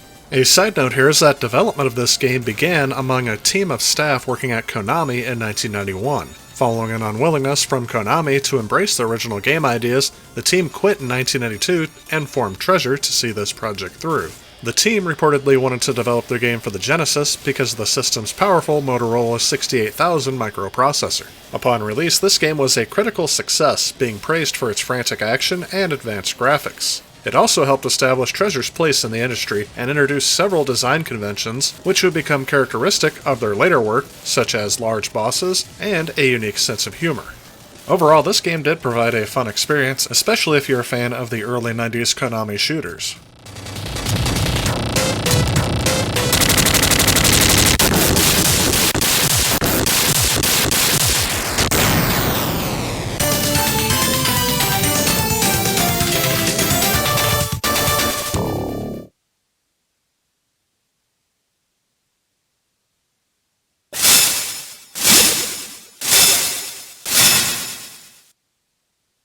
Contra Hardcore is a side-scrolling run-and-gun video game that was released by Konami for the Sega Genesis in North America in 1994. This game is another notable achievement on the platform, as it takes everything that makes the Contra franchise great and cranks it up to 11. Everything about this game seems more charged up and faster paced. And even though I do enjoy this game quite a bit, this is one of the more difficult Contra games I have ever played, and that is saying something for a franchise known for its legendary difficulty. This is yet another game that I've already done a review on, and I will leave a link to that in the description below.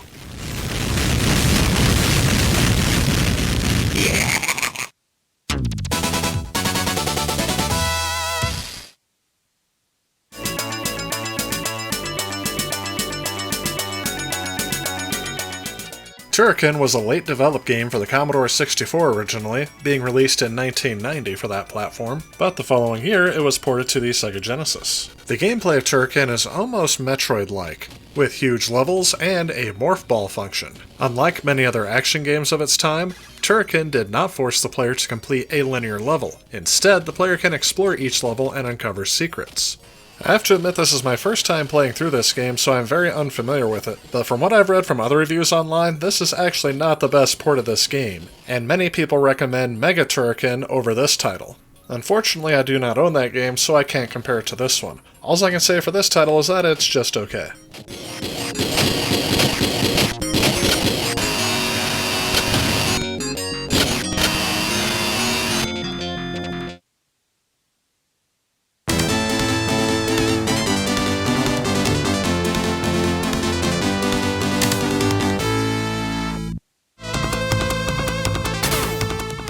Sunset Riders was originally released in arcades in 1991 by Konami.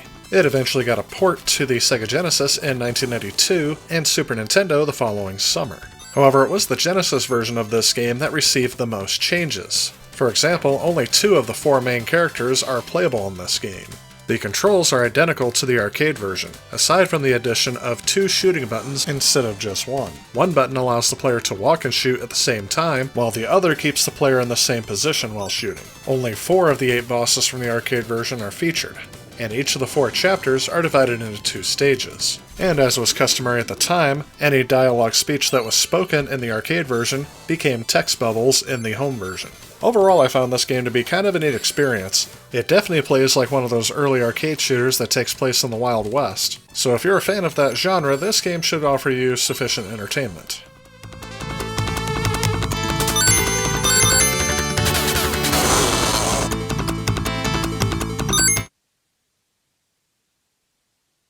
So one thing I wasn't really expecting too much of this generation were third-person shooters. But I shouldn't be too surprised, as one of the launch titles for this console was Space Harrier, which is very similar to this game, Burning Force. Where this game differs is that the worlds are divided into 4 areas, and there is no vertical mobility, meaning the player is stuck towards the bottom of the screen. In the first 2 sections of a world, the player controls the character on an air bike, which can move left and right, as well as braking and accelerating. The air bike can also fire bullets and missiles at the enemies. The third area of each world is a boss area, and the air bike will be transformed into a flying ship which can move in all directions. The fourth area of each world, however, is a bonus stage, and the player has to collect as many spheres as possible, which have numbers on them, for bonus points. While this game was not very well received upon its release, it has actually since gained kind of a cult following, and is actually better revered now, and I found this to be an enjoyable experience.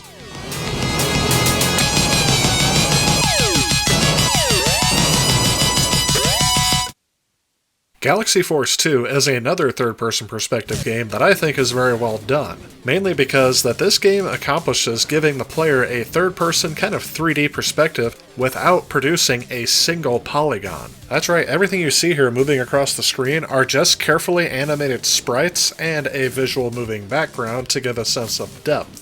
Another impressive feat is that the Genesis is also not capable of scaling or rotating sprites, at least on the stock hardware. Yet the player's ship seems to bank side to side whenever it moves left and right, and enemy ships seem to zoom towards the player. But other than the visuals, I feel that this game is actually very well done in terms of gameplay as well. I didn't find myself getting bored of it too quickly, and there doesn't seem to be anything quite like it on the platform, again on stock hardware. I would definitely recommend this game to anyone who owns an original Sega Genesis.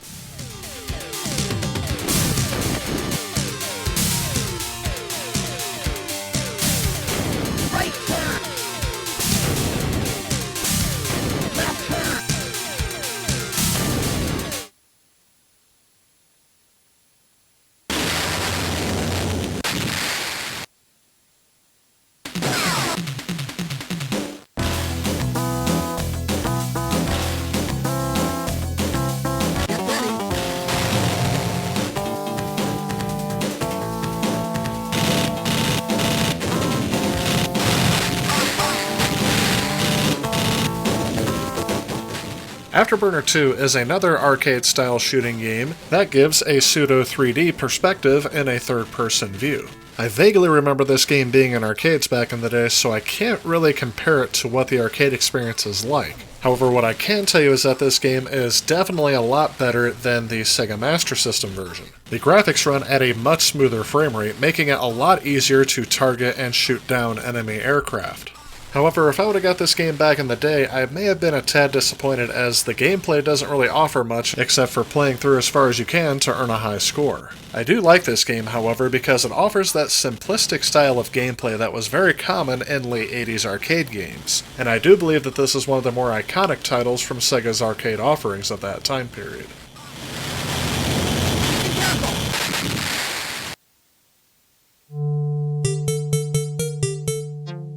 And here we have two games that offer, I think, the biggest unexpected gaming experience on this console, and that is a 3D-style first-person shooter. And the first example I have of this is the game Zero Tolerance. Before we get too much into this game, though, I do want to point out how much I love this opening sequence of the game casting shadows over the main character. But diving into the actual gameplay, you can see how this game was compared to Doom in its advertisements.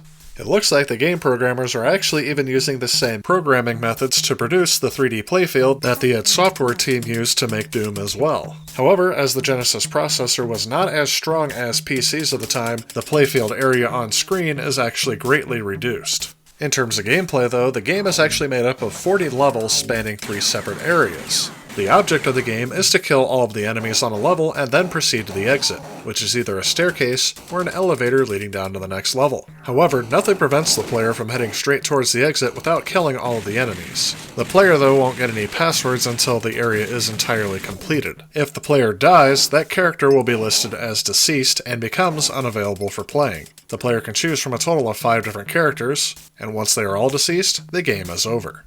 And if you want to hear something completely mind-blowing, the game actually supported connecting 2 Sega Genesis consoles together via a special link cable to enable multiplayer with each person having their own screen. Now that I know this is possible, I'm going to have to try that sometime. Overall though, I do feel that this game is actually more neat due to the fact that they were able to pull it off on this hardware, and I think more modern gamers who didn't grow up with this system probably wouldn't get it. But if you do want to try to experience a first-person shooter on the Sega Genesis, this is the way to do it.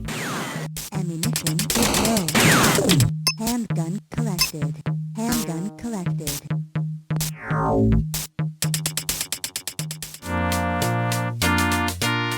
And here's the other first-person shooter I'm going to feature on here, even though I debated on whether or not I should since it's a homebrew title.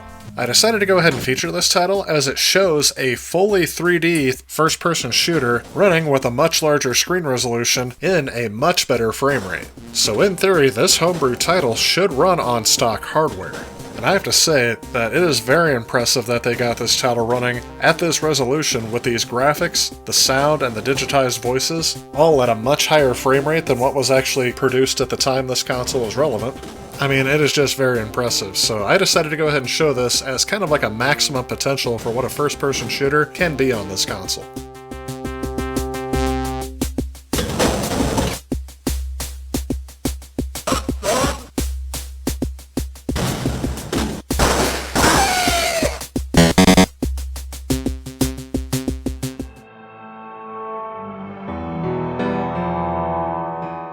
And I guess while we're on the topic of shooters, we're going to have to talk about the Sega Menacer, which was the only officially endorsed light gun accessory from Sega for the Sega Genesis. I've already covered this accessory in its own review video, so I'm just going to sum up by saying that there were only 2 cartridge games ever released that were compatible with this accessory. One of the games is a 6-game compilation cartridge that was basically like a sampler for what the Sega Menacer could do, and the other game was Terminator 2, the arcade game. I did enjoy playing this game with the light gun, however, it is not the only way you can play this game.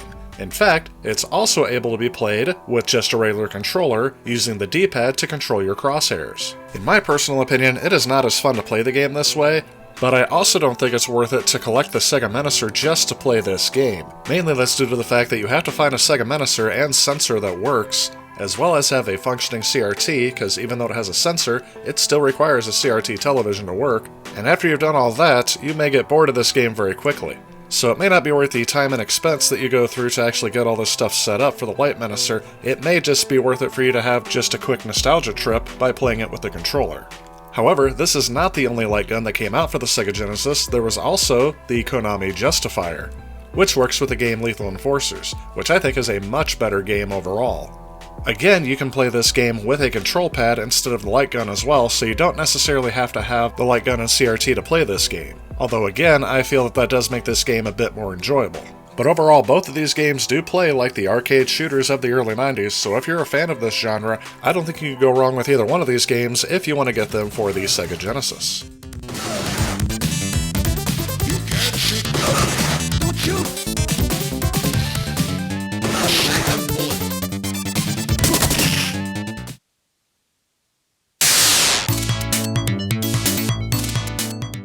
And now the last style of shooting game that we're going to cover on here are the scrolling shooting games. Airbuster is a horizontally scrolling shoot-'em-up arcade game that was developed by Koniko in Japan, originally published by Namco. However, when it made its jump to the United States, it was published by Sharp Image Electronics. In this game, up to 2 players take control of the Blaster Fighter starships in their efforts to destroy a mysterious mechanical fortress orbiting Earth, with plans to take control of the planet. The Blaster Fighters can equip one of several weapons which can change the ship's firepower and abilities, such as diagonal shots, homing missiles, and small drones that follow the player's ship. Overall, this game follows the formula of a horizontally scrolling shooter to a T. The game has a typical soundtrack for an early 90s game that uses the synth sound chip, and the graphics are overall visually appealing and bright, although a little bit cartoony in a certain respect. The gameplay itself is actually pretty solid, and I did find myself enjoying this game and playing through it quite a bit, even though I was only supposed to play it for a little while capturing footage.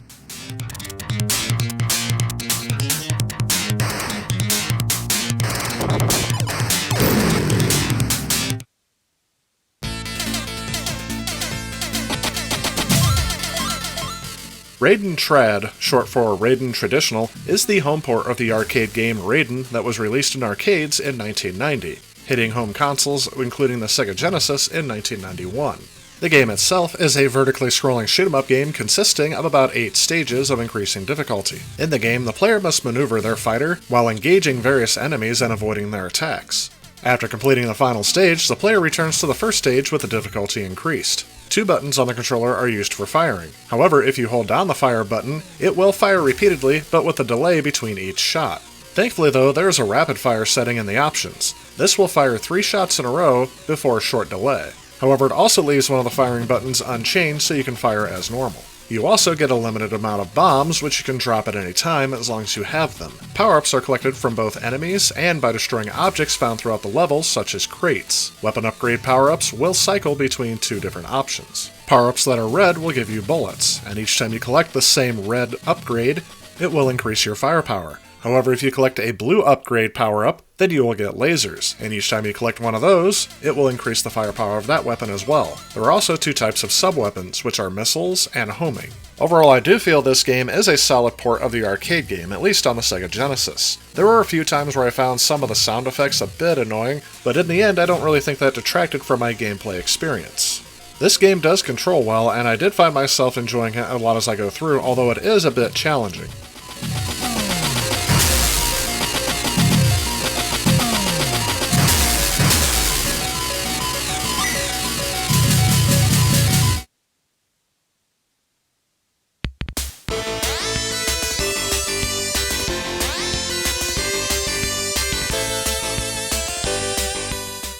So in the launch game section of this video, I covered the first Thunder Force that appeared on the Sega Genesis, and that was Thunder Force 2. In this game, its direct sequel, the free directional overhead stage that was previously featured has been removed, and I think that is probably the biggest improvement in this sequel, as I didn't really care for those stages as much as the side-scrolling stages. Honestly, I have to admit that after collecting and playing these games, these are some of my favorite on the Sega Genesis in this genre. Although one nitpick I have about this game is that if you take a look at some stages like this one with this trippy flame background that goes back and forth, it really makes it hard to see some of the incoming enemy projectiles and can lead to some cheap deaths. So the challenge is definitely there, but it's a challenge that I feel can be easily avoided by not having done some of those effects. On the flip side of it, I think those effects are really cool, and I think that adds a bit to the unique art style they were going for with this game. Again, critics and gamers alike both highly praised this game for its graphics and its gameplay, and I would definitely recommend this as a game if you like this genre for the Sega Genesis.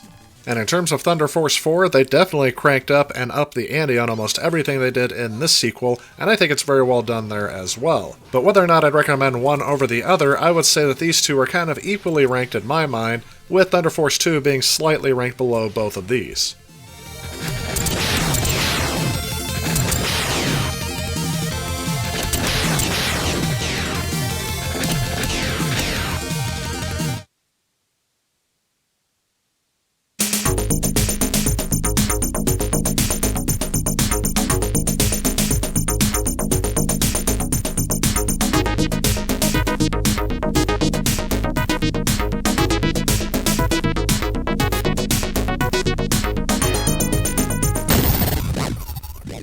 If you get tired of the automatically scrolling shooters that are very prevalent from this time period, then Subterranea may be a game that you want to try out. This game differs in the fact that it is a multi-directional shooter that gives you free reign to explore the levels. The game takes place in a side-view underground environment, with the controls being similar to the 1982 arcade game Gravatar, which inspired the home game Thrust. The ship is rotated with a directional pad, while a button on the controller applies thrust in the direction the ship is facing. At all times, gravity is pulling the ship's player down, which works to the player's advantage when trying to conserve fuel. To complete each level, the player must complete various mission objectives, which are outlined before the level begins, with the exception of the last 3 levels. The bulk of the missions involve rescuing prisoners, collecting sub-modules to allow your attack ship to go underwater, and defeating alien bosses. The game's strategy comes down to defeating enemies all while trying to conserve fuel so you can make it to the end of the level. You can collect fuel canisters, which will extend the amount of fuel you have in your ship, but there are also other elements in the levels that make it easier for the player to be able to finish without running out of fuel, such as mining rails which are suspended throughout many levels that you can ride on with your ship that turns off fuel consumption, allowing you to freely slide along them while shooting. One interesting note about the development of this game is that the developer did not possess an official Sega development kit. Instead, they hacked together their own development kit by using Amiga computers. This game was well received upon release, and I ended up finding this game enjoyable as well. I definitely appreciated the break in having the side-scrolling action that just automatically happened, to being able to control where my ship goes, and having the extra strategy of not running out of fuel. Although I think that these departures will not appeal to all players who enjoy this type of game, I think this game would actually appeal to a wide variety of players who may or may not already like shoot-'em-up games of this time period.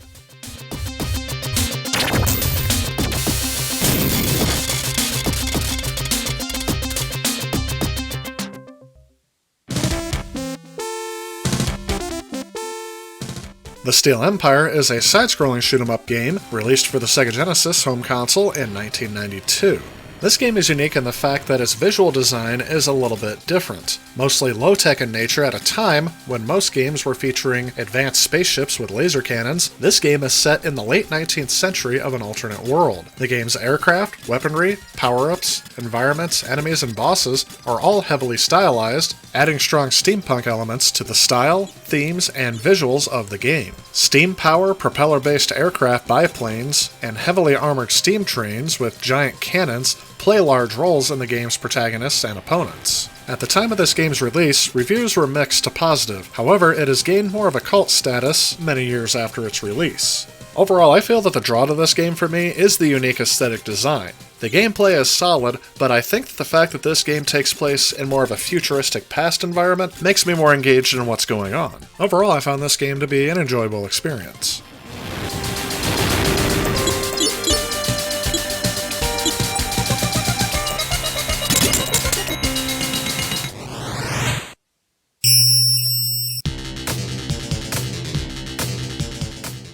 Musha, or Metallic Uniframe Super Hybrid Armor, is a vertically scrolling shooter developed by Compile and released for the Sega Genesis in 1990. The player takes on the role of a pilot who flies a specifically designed mecha vehicle with advanced weaponry called a Musha. When this game was released, it received several mixed reviews, partly due to the oversaturation of shoot-'em-ups in the marketplace around the time of this game's release.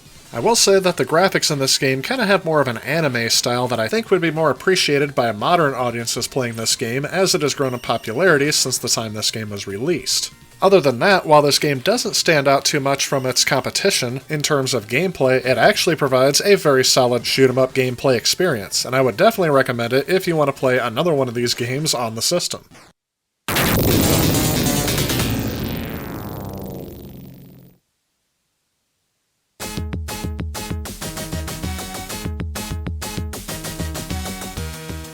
Gaia-Res is a scrolling shooter developed by Telnet Japan and published by Renovation for the Sega Genesis in Japan and North America in 1990. The title is the word Gaia, meaning Mother Earth, and an abbreviation of the word rescue, Res, which is the main objective of the battle taking place within the storyline.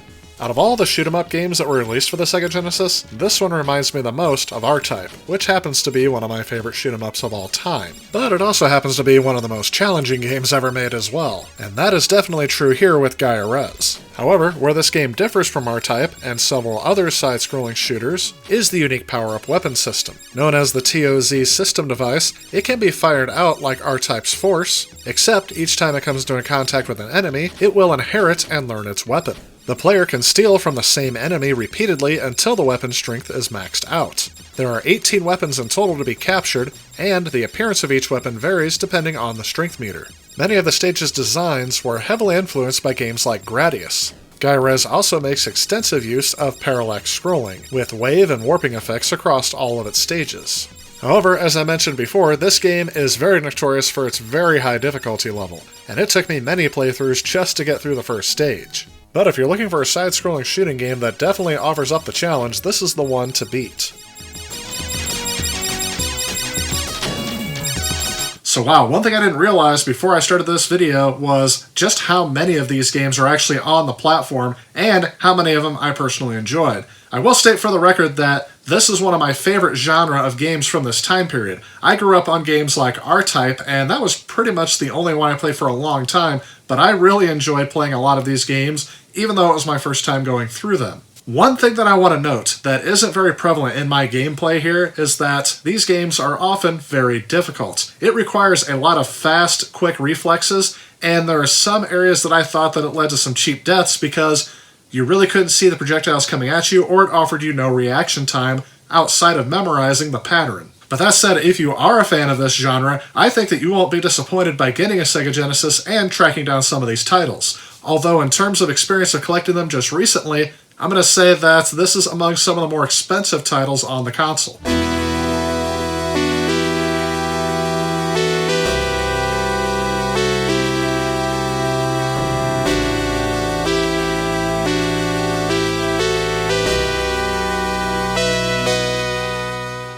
Alright, so everyone would probably yell and scream if I didn't include anything about the Phantasy Star series, but I'm going to let you know this right now. I've never played it. This was my first time. Please be gentle.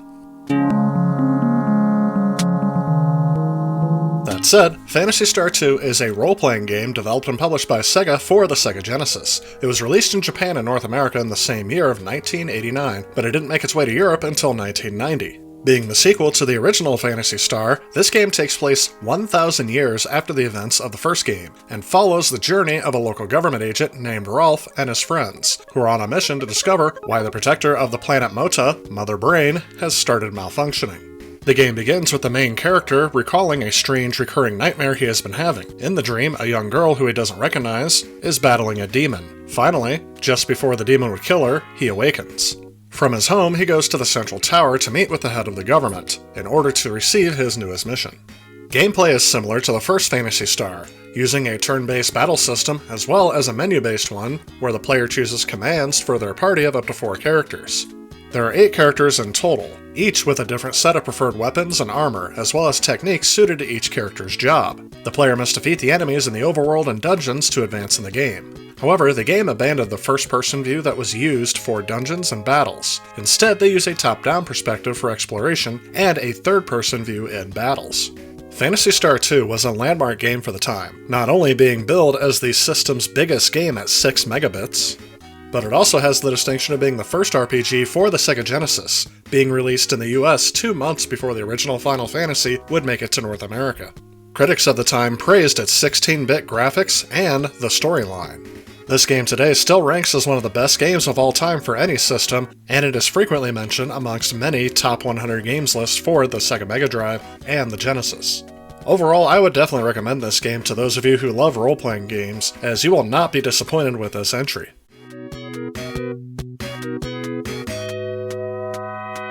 So how do you follow that up? Well, with Phantasy Star 3 Generations of Doom.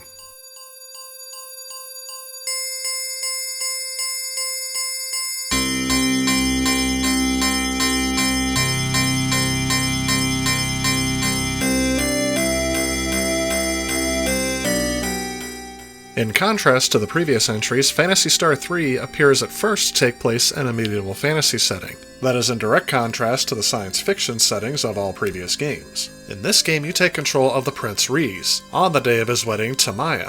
However, Maya's mysterious past about where she came from or who she is not yet revealed, and during the wedding ceremony, she is kidnapped. This starts the player off on their adventure. For the most part, this game follows the traditional role-playing formula seen throughout the series, with the exploration of several 2D worlds, character recruitment, and random enemy encounters using a turn-based battle system. The feature that mostly separates this game from the previous entries is that the story spans 3 generations of characters. At the time of this game's release, some critics saw this game as too different in style from its peers. Others cited criticisms were only subtle differences between the game's endings, lower quality battle animations, and the fact that it did not resolve the perceived cliffhanger from the previous game. As far as I got into the game, I actually did find myself enjoying it, however I wasn't able to play through it as much as I wanted to. One thing I will say that was different from the previous games that took a little bit to get used to was the game's icon-based menu system. Another thing that's a little hard to get around is this game's price, as it seems to be the most expensive out of the series on the Genesis. However, I must admit, I own this game on a variety of other platforms such as the Virtual Console for the Nintendo Wii, so I have yet to play this on original hardware.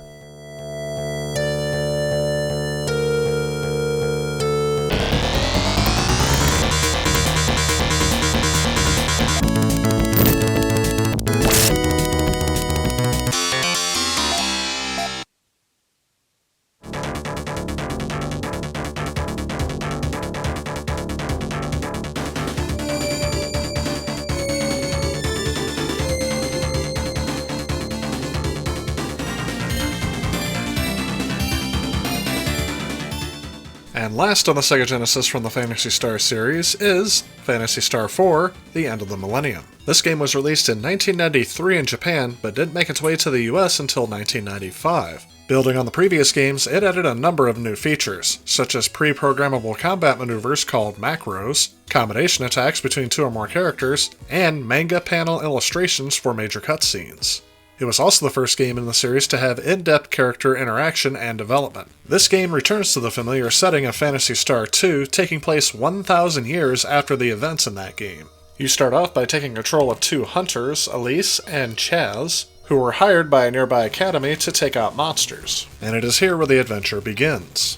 I really enjoyed how this game plays, especially compared to its other two predecessors. I don't know if that's because I actually enjoyed this gameplay style better, or if I'm just getting used to it because I've been playing these games one after the other. The biggest criticism of this game upon release was the storyline. Many described it as routine, frequently incoherent, and derogatory towards women. But I think overall I did enjoy playing this game for its gameplay elements rather than its story. Again, I've not completed this game, having only time to play through the first couple hours of it. But from what I can tell, I actually really enjoyed this game, especially compared to the other two, so if you do start this series, make sure you don't skip over this one.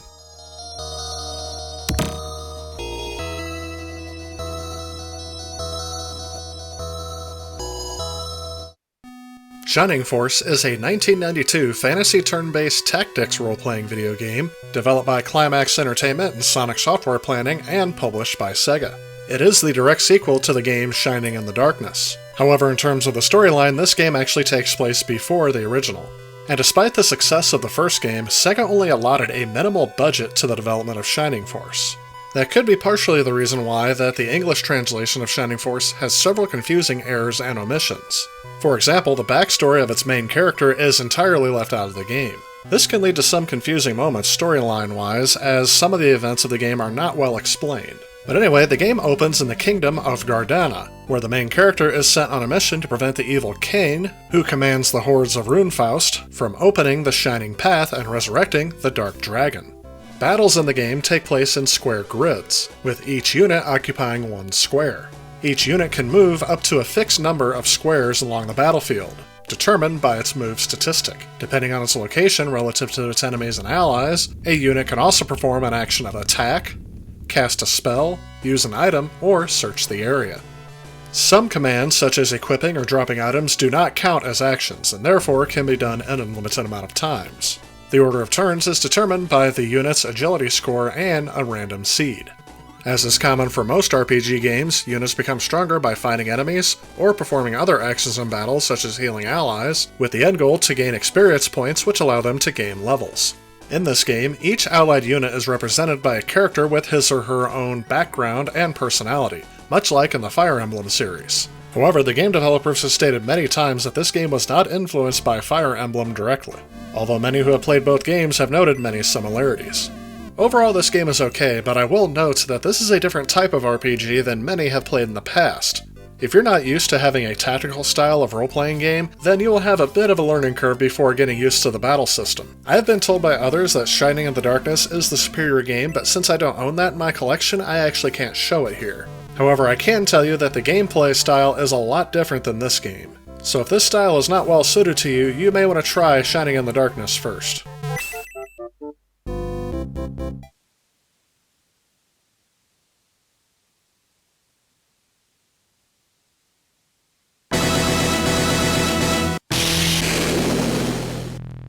Sword of Vermilion, to me, is a treasure on the Sega Genesis that is very well hidden.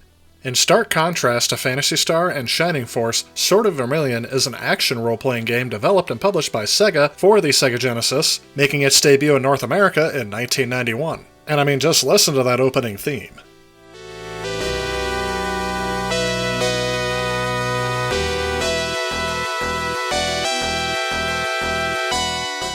But anyway, it was the first console-exclusive game designed by Yu Suzuki, and designed by his Sega AM2 studio. The plot of this game focuses on the son of Eric, king of Excalibur, who takes on a quest of revenge to defeat an evil enemy and free the world of Vermilion from evil. The quest consists of traveling to towns and villages, battling creatures to gain experience, and fighting items such as swords, shields, and armor. The gameplay features different views and playstyles differing from more traditional RPGs of the time. The town view uses a typical overhead angle used in most RPGs. The battle view is a tilted overhead view, where the player takes full control of the character in real-time combat. The dungeon view is in first-person's perspective, similar to the first Phantasy Star, and the boss view puts the player up against a boss from a sideways point of view. Critics of the time praised Sword of Vermilion as an excellent and highly compelling arcade adventure RPG, offering a vast, sprawling adventure, particularly praising the arcade format action combat system as great fun and an improvement over Phantasy Star 2's turn-based combat system.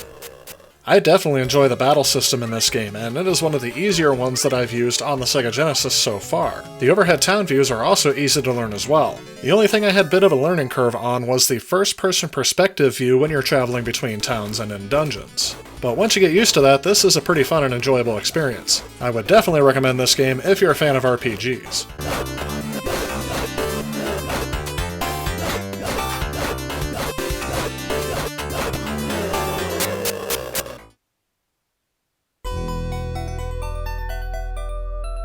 Ys 3, Wanderers from Ys, was initially developed for home computers in the late 1980s, making its way to home consoles in the early 1990s.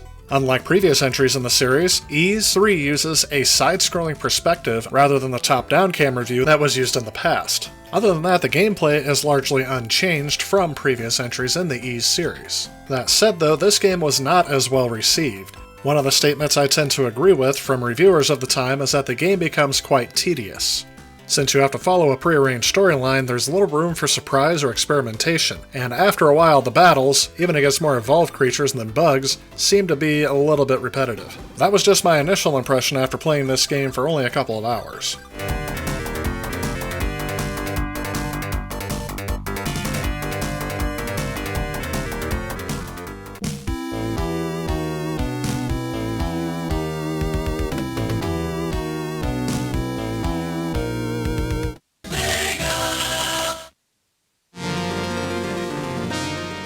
Beyond Oasis, known in Japan and Europe as The Story of Thor, a successor of The Light, is an action role-playing game developed by Ancient and published by Sega. In this game, the player takes the role of Prince Ali, who has discovered a buried gold armlet that once belonged to a wizard who waged a long war against the evil wielder of the silver armlet. That armlet was used to create chaos and destruction, while the gold armlet had the power to summon 4 spirits.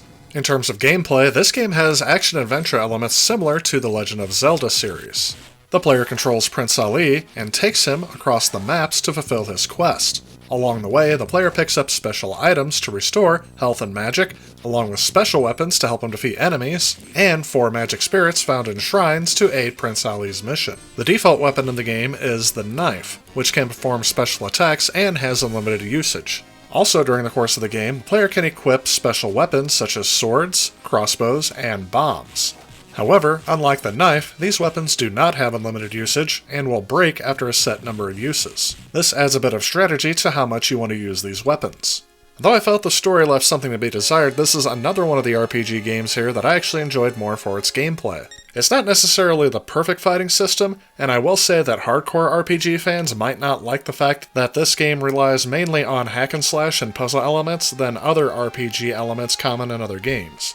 However, when combined with the unique visual style this game offers on the Genesis, I found this to be a bit more appealing and caused me to be a bit more engaged in this game, more so than I did on some of the other RPG titles.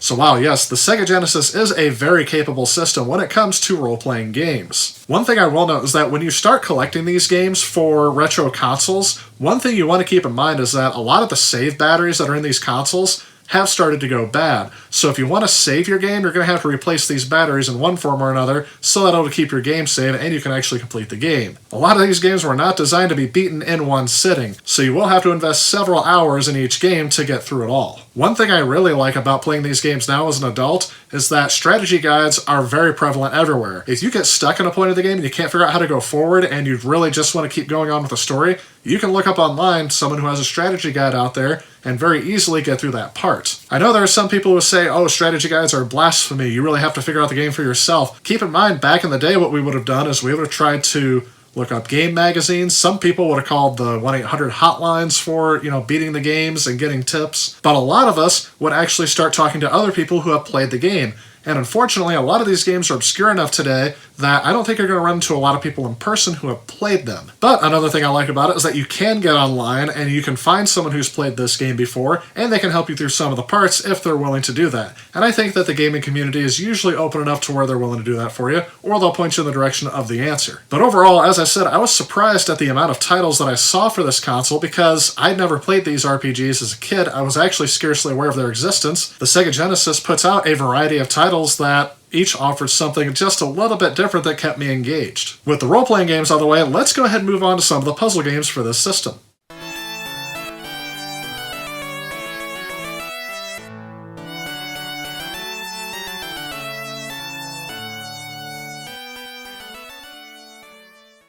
Columns is a Match 3 style puzzle video game that was created in 1989. Early versions of the game were ported across various computer platforms, including the Atari ST. However, in 1990, the game's creators sold the rights to Sega, who ported the game to several Sega consoles. And one thing you may think is that this game is similar to Tetris, and it is. Sega was going to attempt to bring Tetris to the Mega Drive in Japan, however, sales were blocked. And even though a production run was started on Tetris, all those games were supposed to be destroyed, which is why very few copies still exist today, making it one of the most valuable Sega Genesis games, and the most rare. But even though Columns is in the style of Tetris, it definitely plays a lot differently. Columns of 3 differently colored jewels fall down from the top, with the player's goal being able to match 3 jewels in a row. However, just like in Tetris, the game keeps going until the player runs out of room and the top is filled. This game was well received at the time of its release, however, I think I prefer Tetris to this game, but this game isn't bad either.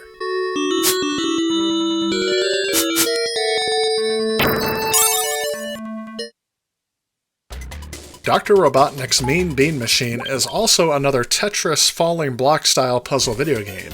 The game's plot is set on a planet that is inhabited by bean-like creatures. Dr. Robotnik conceives of a plan to bring terror to the world by kidnapping the citizens of Beanville and turning them into robot slaves. The player's goal is to face off against Robotnik's henchmen by breaking into the dungeons and freeing the bean-like creatures. So unlike Tetris and unlike Columns, you have to play this game against an opponent. And some of the more astute among you may realize that this game is actually a clone of the game Puyo Puyo, which was released in Japan. The goal is to make beans disappear by matching up colors. If you can plan it so that when certain beans disappear and others will fall into their place, those will disappear as well, you will chain up and attack the opposing player. If the other player's screen fills up before yours does, you win. If not, you lose. And that's pretty much it. Compared to Columns, I definitely like this game better. However, I will admit that I am a bit more challenged at this game as I don't really chain up attacks very well. I also feel that this game is best played with 2 players, as I've always enjoyed playing against another person than I do the computer.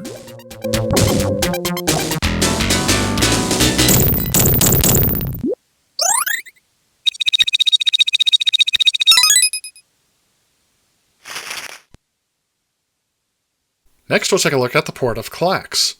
Since I've already covered how this game is played in the 8-bit war, I'm just simply going to say that this is a welcome upgrade from those graphics, and that this game does play how I would expect it to. One thing I will note is that this game does not really have a soundtrack of any sort that plays through it, just sound effects. So if I was playing this back in the day, I would probably have some other music playing, and I would have the TV muted. But other than that, this game plays like it should, the graphics look great, and there's nothing really I can say about it other than if you like this game, you're going to like it on the Genesis.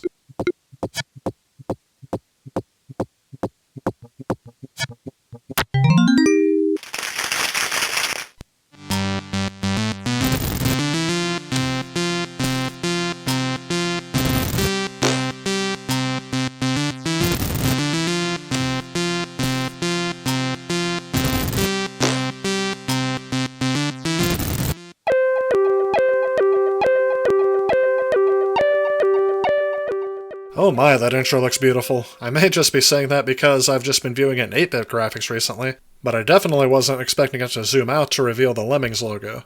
Anyway, in case you haven't seen it before in any of my other reviews, this game was everywhere in the early 1990s, and I can tell you that this was kind of the first puzzle game that a lot of people got addicted to other than Tetris.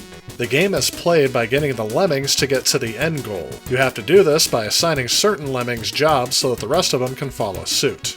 In the early levels, you are introduced to one new concept at a time before they start combining some of them, and expecting you to get more and more lemmings into the end goal, increasing the difficulty. Overall, I don't think I've played this game on any other console or controlled quite as nice as it does here. But one thing I do miss is I really wish I had a mouse to control the cursor instead of the D-pad, but that is a minor criticism. The graphics and sound are quite appealing, but again, I think that I probably would have been listening to different music in the background rather than listening to the soundtrack of the game. I'd say even if you're not a big fan of puzzle games, this one may be one you want to try.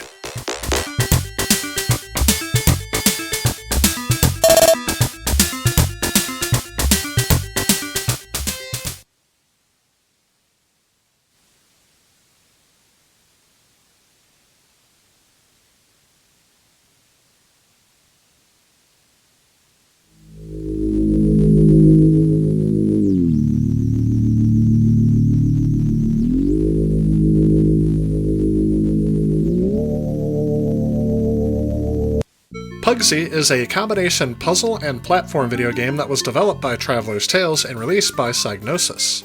The player takes control of the title character, who landed his spaceship on the planet, intending to return home until his spaceship was stolen. The platforming part of the game requires you to defeat various enemies with various means to kill them. The puzzle side of the gameplay is where Pugsy is required to find objects and either carry them to a specific location, or somehow use them in order to complete the levels.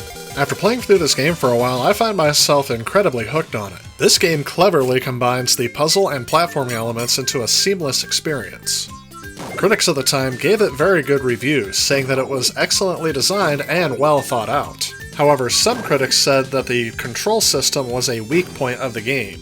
And to a certain extent, I kind of agree with them. It did take me a little while to learn the controls, but I didn't really see the controls as prohibiting me from having a good time playing this game. But other than that, I would definitely recommend this game to gamers of all ages. Even though it's probably more geared towards kids, I found myself having a good time playing it as well.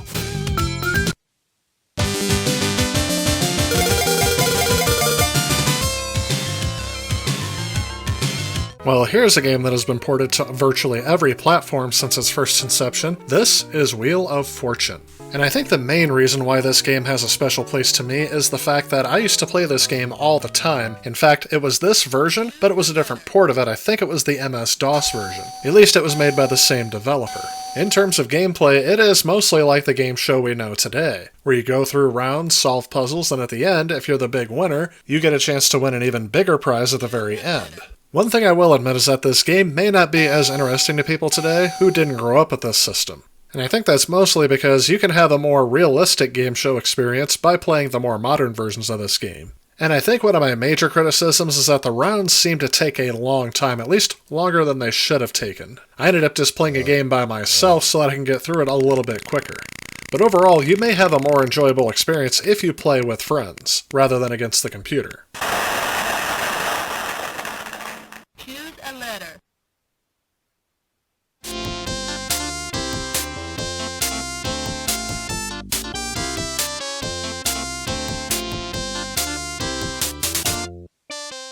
And naturally, another game show that made its appearance on this console is the game Jeopardy! Again, I'm not sure this is a game that a lot of people are going to want to fondly remember today because, mainly, this game is a product of its time. Keep in mind, if you do play this game today, most of the questions out here are coming close to 30 years old, so I'm not quite sure if they're going to reference things that were current back then, but really have no relevance today, so you might not know the answers. One thing I do want to know about this game that I really don't like at all is the fact that you have to type in your answer and get it spelled correctly to get it right. If you were playing this game on a computer that had a full keyboard, this might not be an issue. But when you have to use the controller and the D-pad to scroll through the letters, again, going A through Z instead of using something like the keyboard style, it just becomes very tedious very quickly and makes the game not that enjoyable. One thing I will say for this game is that they do seem to give you enough time to get the answer typed in, especially if it's really long, so the time limit doesn't really prohibit you from answering, but your spelling might.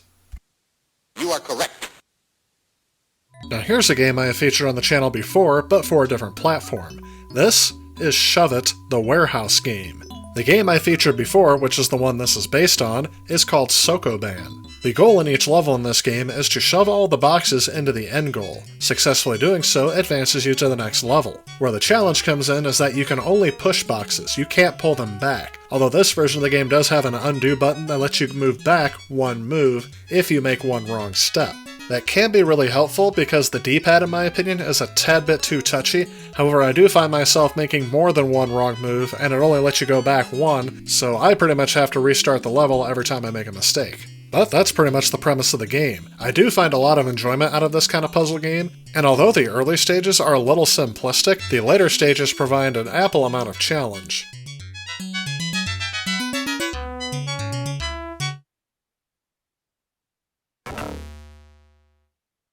Zoom is a puzzle game developed and released by Discovery Software in 1988. In this game, Earth has been captured by space phantoms using magical force fields. The only hope for Earth's survival is for Mr. Smart, a rabbit-like creature, to travel from shield to shield while outrunning the space phantoms in order to save the world.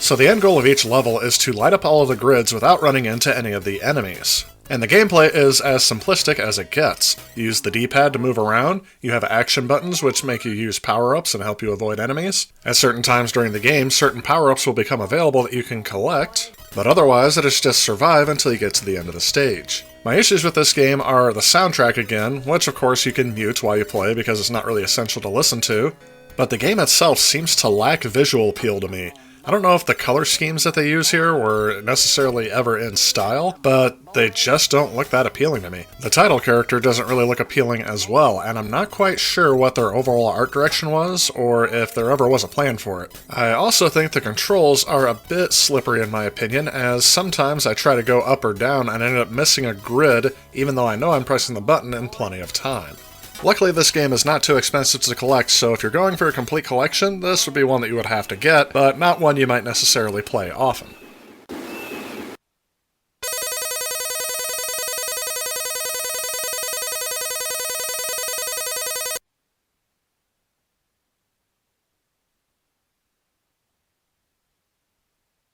If I would pick out a game genre that's probably the easiest for casual game players to pick up and play, it would most likely be some of these puzzle games. Take a look at a lot of the most popular games on things like Facebook and other social media platforms, like Candy Crush Saga and things like that. They are puzzle games in one way or another. But in terms of playing puzzle games on consoles, that's not really seen as much anymore, because part of the reason why people like these puzzle games is that they are portable, and that goes all the way back to the Game Boy and Tetris. But even though a lot of these puzzle games are just a product of their time, I think people will still enjoy them, but just keep in mind that they were designed for a different era of gaming when portability wasn't always necessarily available. And overall, the Sega Genesis just provides a variety of titles that I think will appeal to most people who like puzzle games. Alright, so the last kind of game we're going to look at in this video are going to be the strategy and simulation games. And each of these games is kind of unique enough to where you can't really compare them to each other, so let's go ahead and take a look at each game individually.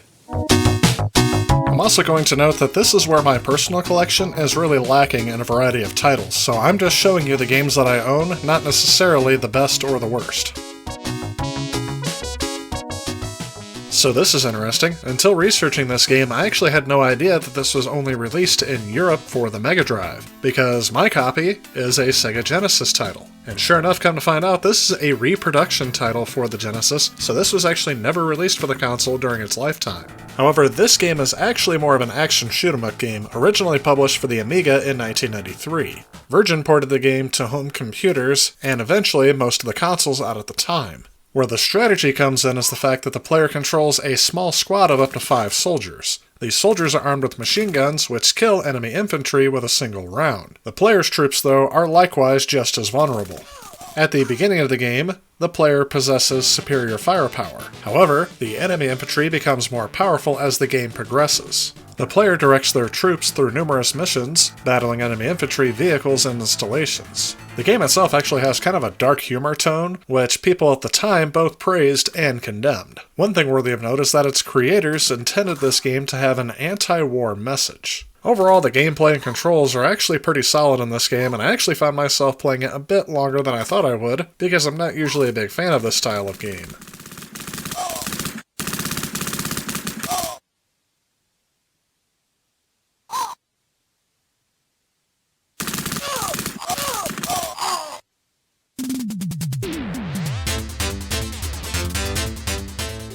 Herzog's Way is another real-time strategy video game developed by Technosoft and published by Sega.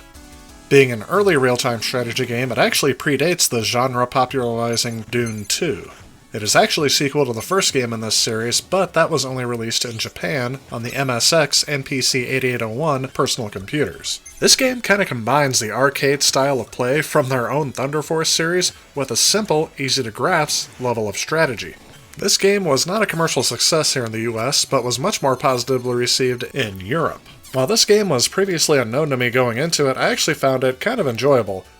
But what surprised me the most is that this game is often credited by other game producers, such as the producers of Warcraft, Dune 2, Command & Conquer, and StarCraft, as this game being a huge influence on those titles.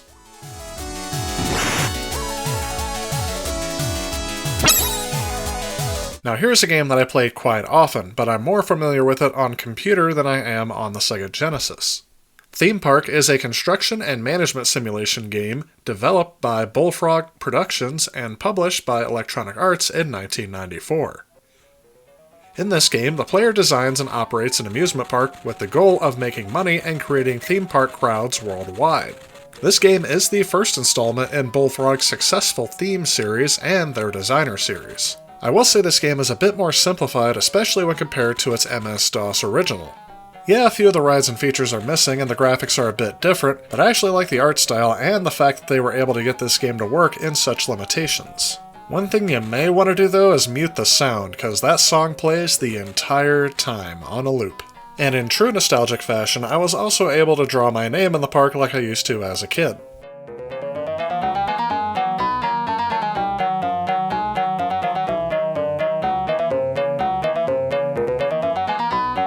LHX Attack Chopper is a 1990 war helicopter simulation game originally released on PC by Electronic Arts. And while I have a lot of good things to say about the MS-DOS original, I don't think it translated very well to the Sega Genesis. My biggest complaint about this game is that it seems that the system's limitations are what's holding this game back. There's a horribly choppy frame rate, and everything on the screen just looks plain and boring. I mean, overall, I don't see really a reason to try to play this game on the Genesis because it was much better done on PC. And another game that I tried out was Steel Talons. Again, as judged by the frame rate, which sometimes dips down to 1 frame a second, this shows that the Genesis wasn't really built to run a game of this caliber, which is really unfortunate.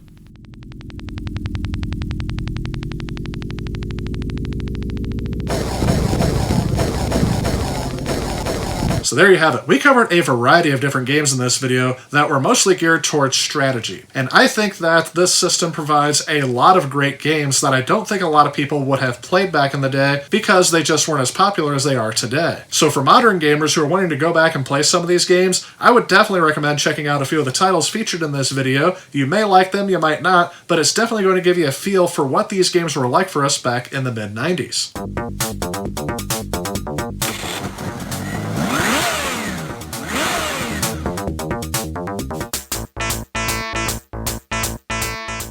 This is Hard Drivin'. This is the first racing video game I ever played for the Sega Genesis back in the day. You can see from the opening text that this isn't meant to be an arcade racer, but more of a racing simulation, aiming to make a realistic experience. Looking at the graphics, you can tell that it doesn't look like most racing games of the time. Using polygons in a 3D racing game was something that I had never seen before prior to playing this game on a home console. However, the reason why the game was designed this way is because this is a direct port of the arcade game, which boasted better graphics, a better frame rate, and analog steering controls. Going back and playing this game now, yeah, I can see how this game has become very dated. The game in single still frames looks stunning. Keep in mind that there are no extra hardware chips being used, this is just using stock hardware. That is actually really impressive for a console of 1989, even considering the much reduced frame rate. But the frame rate is the problem that most modern gamers are going to have with this game. Unfortunately, games going for realism back in this time frame, as their goal was to provide the most realistic experience possible at the time, and we are capable of so much more now than we were back then. Overall, I think this game would be good for those that grew up with the system, or played this game as a kid. That was the driving force of my entertainment of this game today, and I didn't play it for very long. Once I made one lap, I was like, yep, I remember how things used to be, and I'm ready to move on. Again, this game is not too expensive to collect, so if you're going for games that you used to play as a kid, or you're going for that complete collection, this game shouldn't give you too much trouble.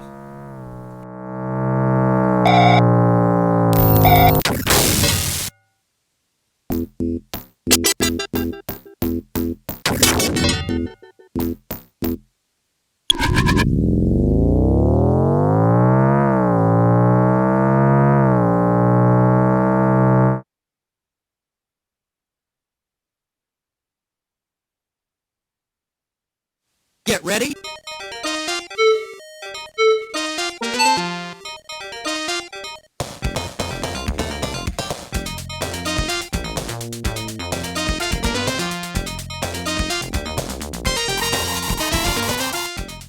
Outrun was originally released in arcades by Sega in September of 1986. At the time of its release, it was known for its pioneering hardware, graphics, and innovative features such as non-linear gameplay and a selectable soundtrack. The goal of the game is to avoid traffic and reach one of the 5 destinations set up on the map. This game, while not nearly as impressive as its arcade version, is very well done, and that should be no surprise as the Sega Genesis was built around the Sega 16 arcade board, which is what was used to make this game. The influence of Outrun on future racing titles cannot be overstated. Being designed as an arcade-style racer rather than a simulation-type racing game makes this game, I think, age a bit more gracefully in the gameplay department. The graphics and sound are also very appealing as well. All of that combined makes this game a definite pickup if you own the Sega Genesis.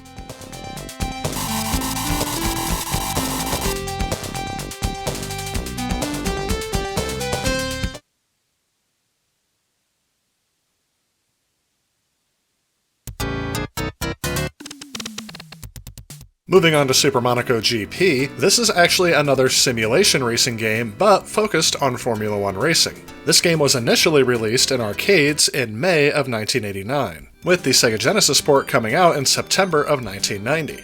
The Genesis version of the game adds a World Championship mode. In this mode, the goal is to win a season of races and then go on to defend the title. However, the game actually starts you out with a relatively slow car.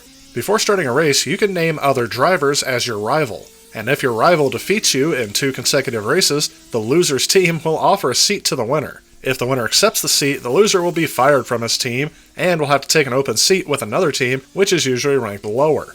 However, you can also choose just to play the arcade version. Overall, the graphics of this game are very appealing, going for a more cartoony style instead of a realistic style.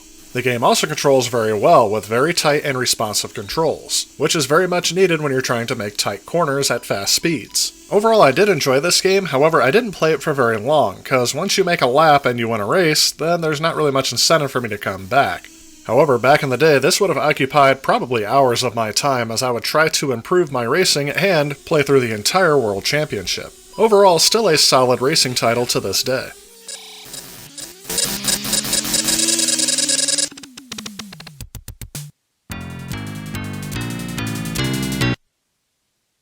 Ballistic presents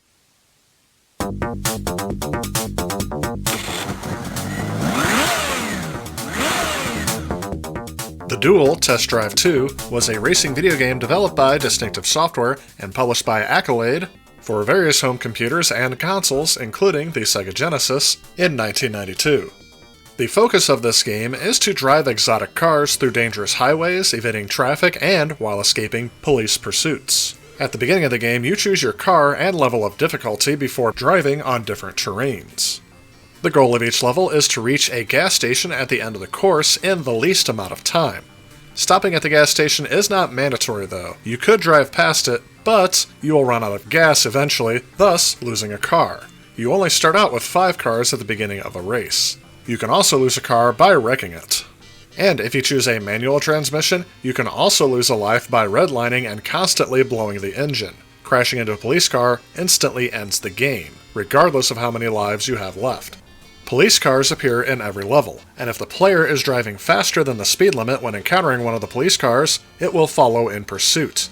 If at any point the police car is able to pass the player's car, the player is forced to pull over and receives a ticket stating the offense and the speed of the vehicle. You don't lose a life if this happens, however you will lose a lot of time.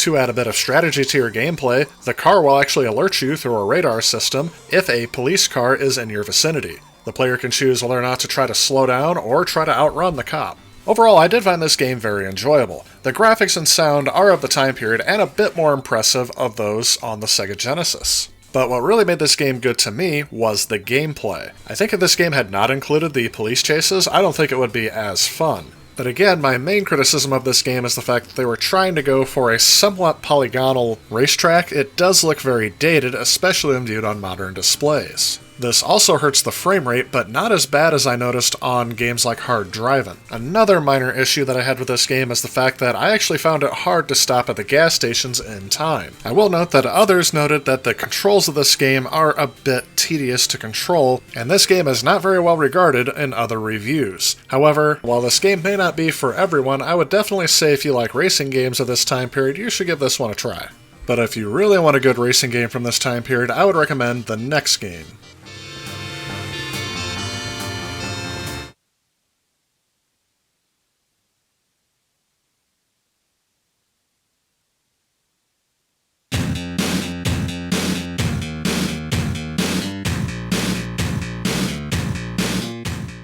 Road Rash 2 is a racing vehicular combat video game developed and published by Electronic Arts for the Sega Genesis in 1992. The game is based on a series of road races throughout the United States that the player must win to advance to higher difficulty races, while using a combination of fisticuffs and blunt weaponry to hinder the other racers. Being the second game in the series, this game introduces a two-player split-screen mode for competing human players, as well as nitrous oxide charges on certain bikes. Upon its release, this game was met with very huge commercial and critical success. Personally, this is my favorite game in the series, and possibly my favorite racing game on the Sega Genesis. As much as I enjoy playing this game in single-player mode, I think my favorite way to play this game is with two players. I have many fond memories of my brother and I battling it out on this course when we would rent this game over a weekend. Even though the 3D graphics and style may look a bit dated today, I think the visual appeal is still upheld, and the main draw to this game is going to be that two-player gameplay. If you are collecting games for the Sega Genesis, and even if you're not really that big of a racing fan, I would still recommend this game to collect for your Sega Genesis as an essential game to own.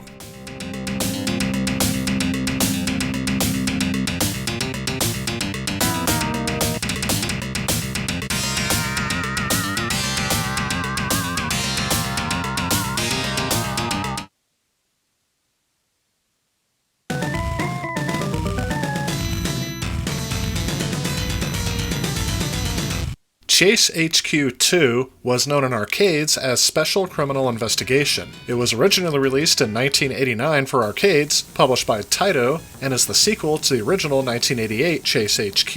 And my initial impression of this game, at least just by looking at the graphics, seems to very closely remind me of games like Outrun. However, it is important to remember that games back in the day all followed a very similar style based on the capabilities of the system at the time. However, where this game differs is in its gameplay. Instead of just being a checkpoint racer where you try to get as far as you can, or win the race in the very end, your goal is actually to stop and apprehend criminal suspects.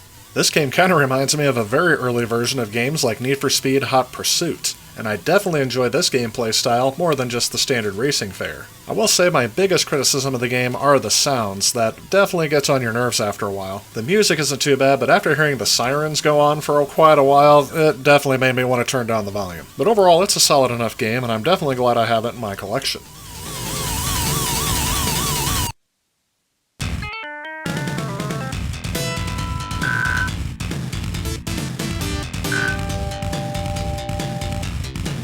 One thing that I like about racing games, especially on some of these early platforms, is that they showed about the maximum capability for 3D style graphics on each system. And it's even still kind of true to this day that racing games kind of show out the maximum potential of each console. But now that we got those out of the way, let's go ahead and dive into what I think was probably one of the most influential genres on the Sega Genesis. Let's dive into some of the sports titles.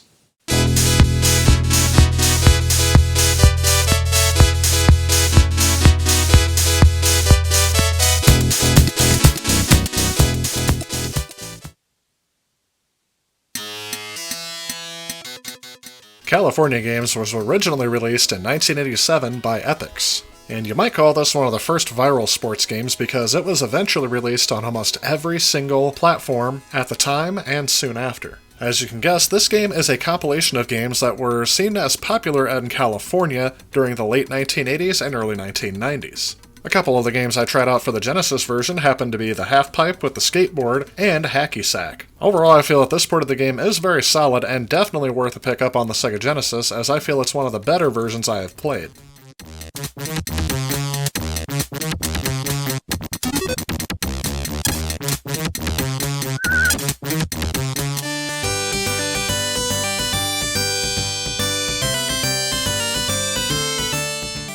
Cyberball was originally released by Atari in arcades in 1988. It was eventually reprogrammed for the Sega Genesis 2 years later, with Sega doing a pretty accurate job of bringing the arcade experience to the home. In this game, the player takes control of a robotic football team in the year 2022. The rules of football have been greatly simplified since human participation has been forbidden. The ball itself is now a ticking bomb that heats up with each play, and the only way to defuse it is to get it across the 50-yard line, turn the ball over on downs, or score a touchdown. There are no field goals or punts in this game, and each time the ball explodes, the player holding it will be lost. If you want to replace the player, it will cost money. Overall, the game's graphics and sounds really do remind me of some of those early Genesis titles that I don't enjoy as much because they haven't really found a way to perfect the games on the system yet. And although I find the concept intriguing, I really find myself wanting to play a more accurate representation of football rather than this game.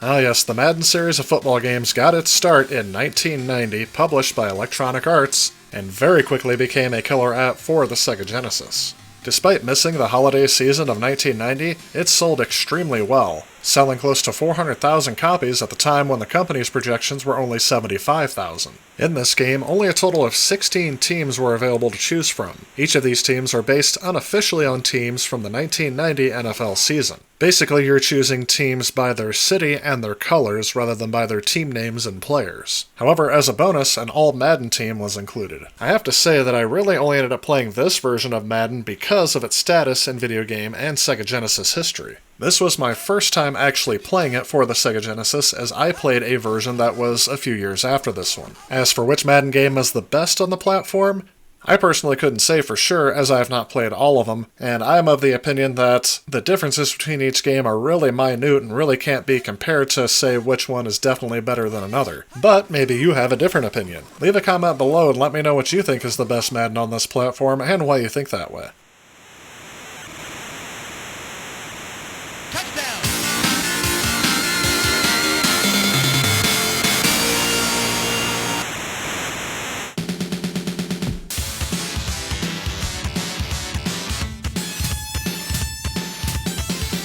This game was released on a variety of platforms as well, and I think this is probably one of the later versions of this game, as I remember playing it on the Nintendo Entertainment System a few years before this game was released. But compared to the perspective you get with John Madden Football, you can tell that this game is a little bit dated in its presentation. However, it is a solid port of this game and performs very well on the Sega Genesis.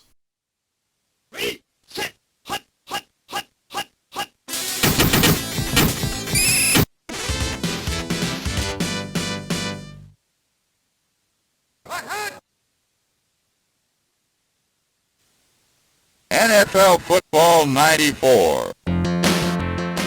As for the game I find the most nostalgic, that would be NFL Football 94 starring Joe Montana, produced by Sega Sports for the Sega Genesis in 1993. I believe this game came packed in with our Sega Genesis when we got it in 1994. So besides Sonic the Hedgehog 2, this was the other game I had to play initially. A 60-yard kick. The Niners will start 1st and 10 at the 19-yard line. So there could be an entire video devoted to all of the sports games ever released for the Genesis. I mean, there are a lot of them. But going forward, I'm actually just going to focus on one game from each sport that was cited as the best in its category. In terms of what is the best hockey game on the Sega Genesis, I frequently saw NHL 96 by Electronic Arts at the top of several people's lists.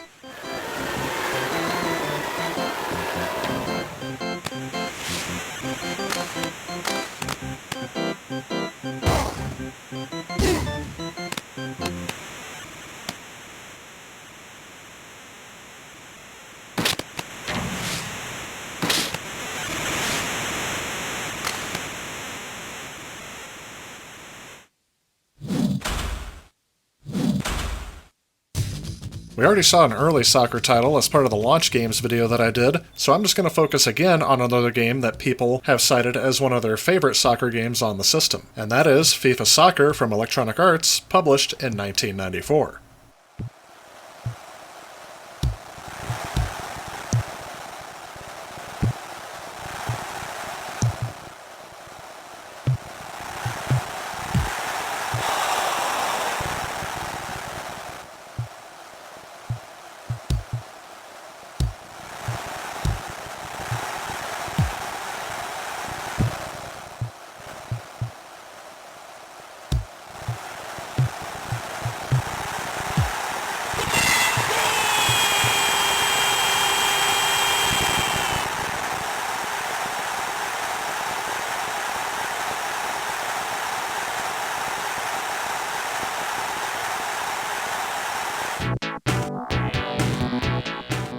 In terms of favorite basketball games on the system, NBA Jam is a personal favorite of mine and has been frequently cited as one of the best on the system.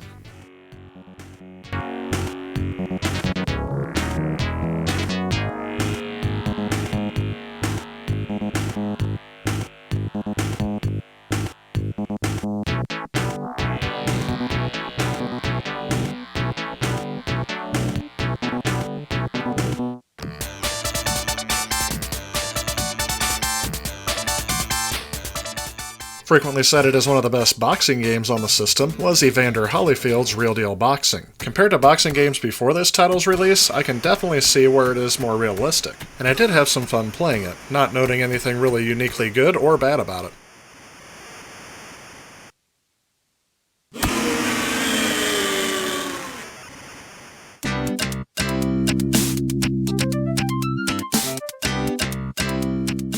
PGA Tour Golf 3 was frequently cited as the best golf game for this system, and this is a type of sports game that I actually do enjoy playing, although I realize it's not for everyone. What I like about this game is that it really does encapsulate what some of the early golf games were like in the mid-90s, with the golfers actually being digitized animations, and the game background changing based on the location of your ball. Overall, I had an enjoyable experience with this game, and I would probably come back to it again if I was going to play a golf game on this platform.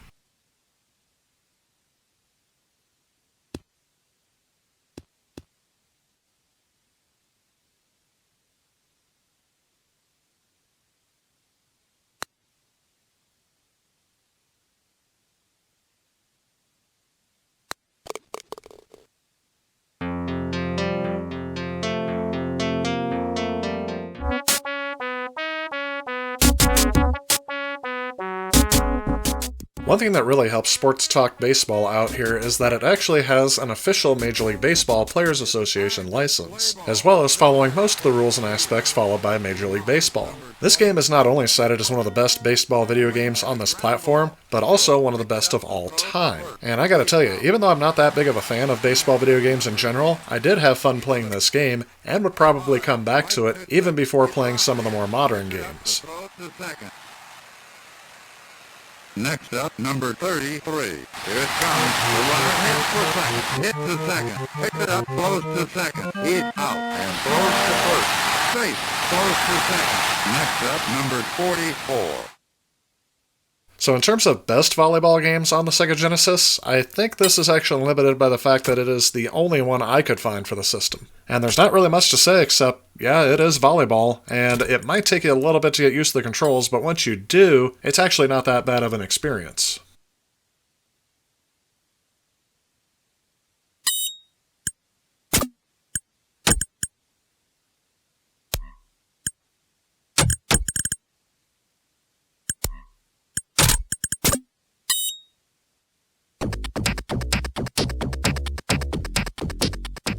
There are a few tennis games for the Sega Genesis, however this is the only one that I have in my collection. So I won't say it's the best version of the game, but this game is fairly decent, and if you are a fan of tennis, then I would recommend this game for pickup.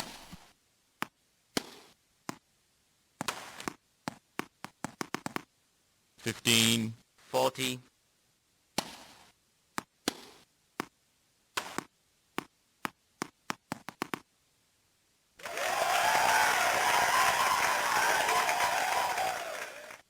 Game, server. Sports games were a huge deal on the Sega Genesis. The fact that they were marketing this system more towards adolescents and wanting to seem cool meant that they had to have some strong sports titles. It turns out that adolescents really wanted more realistic sports games, and that was going to be another driving feature for this console. However, you may have noticed in a lot of my game capture footage that I kind of let the computer drive for a little bit because I'm not really as into sports games in general, and I think that some of the titles on older systems really don't have much interest to me. I know some of you may find them nostalgic, and I even had a couple in there that I found nostalgic because I played it as a kid, but for the most part, in terms of going back for nostalgia, I'm not really going back to any system for the sports games, unless it was something that was specifically meaningful to me. So for newcomers to this system, although sports games may be a good way for you to get into it, it's just not really my favorite genre to go back to on this console. And that also holds true a little bit with the fighting games. Let's go ahead and take a look at some of them.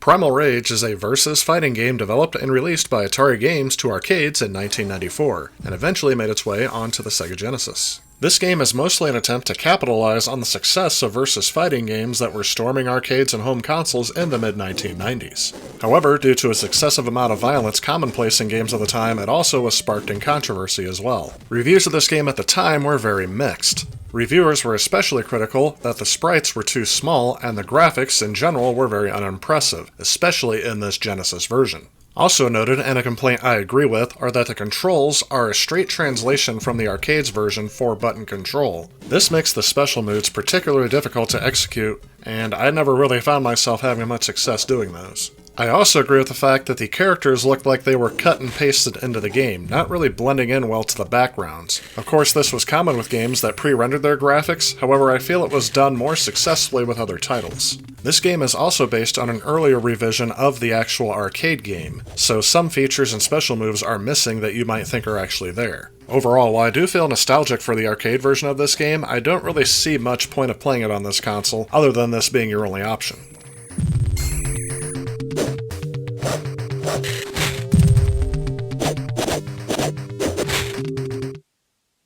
Now here's a game I remember a lot more from my childhood on this console, and that is Mortal Kombat 2. This game was originally released by Midway for the arcade in 1993. It eventually made its way to the Sega Genesis the following year. Mortal Kombat 2, being the second game in the series, improves on the gameplay and expands the mythos of the original Mortal Kombat, notably introducing more varied finishing moves, including several fatalities per character and new finishers. The game's plot continues from the first game, featuring the next Mortal Kombat tournament set in the other dimensional realm of the Outworld. This game was an unprecedented commercial success and was acclaimed by most critics, receiving many awards, and has been featured in many top game lists for multiple platforms since its release. The Sega Genesis home ports were always seen as the essential port to own. That is because it retains all of the blood and fatality moves without having a special code to be entered, unlike the original Mortal Kombat. When this game was released on September 9th, 1994, dubbed Mortal Friday, an unprecedented number of more than 2.5 million copies of this game were shipped between all the platforms it was released on. I'm not quite sure I can objectively review this game without being fueled by a lot of personal nostalgia. All I will say is that this is a very faithful port of the arcade game, and it would be worth a pickup for you to play on the Sega Genesis.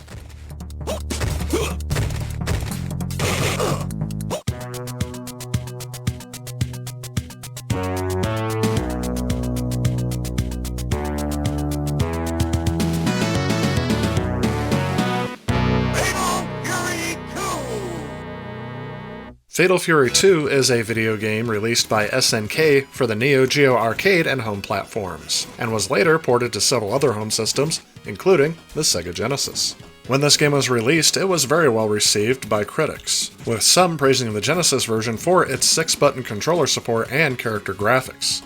After all, the 6-button controller was primarily released to help with home translations of fighting games. However, they were critical of the sound effects and music that played throughout the game, although I didn't really find myself minding it too much.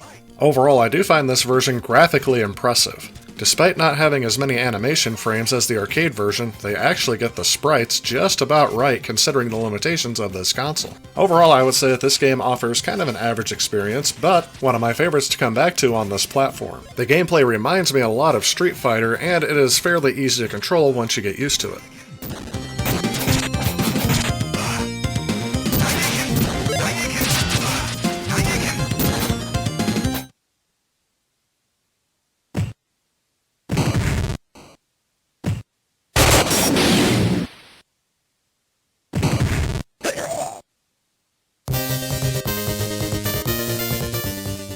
Eternal Champions is one of Sega's own fighting games developed in 1993 and published for the Sega Genesis. It is one of the few fighting games at the time developed from the ground up as a home console title rather than being released in arcades first and then ported to a home system. The game tries to set itself apart with unique features such as a heavier emphasis on story, characters pulled from different time periods, reflectable projectiles, force fields, fighters that carried weapons, and elaborate stage-specific finishing moves called overkills. When this game was released, this game was given a mixed reception. Some gave it a high score, calling it at least as good as Street Fighter II. However, others described it as a major disappointment, citing mediocre graphics and unexciting characters. Overall, while I don't agree that this game is as good as Street Fighter II, I do feel like it is kind of a typical knockoff of the series. Not really done bad, but it just makes me wish I was playing a game I was more familiar with.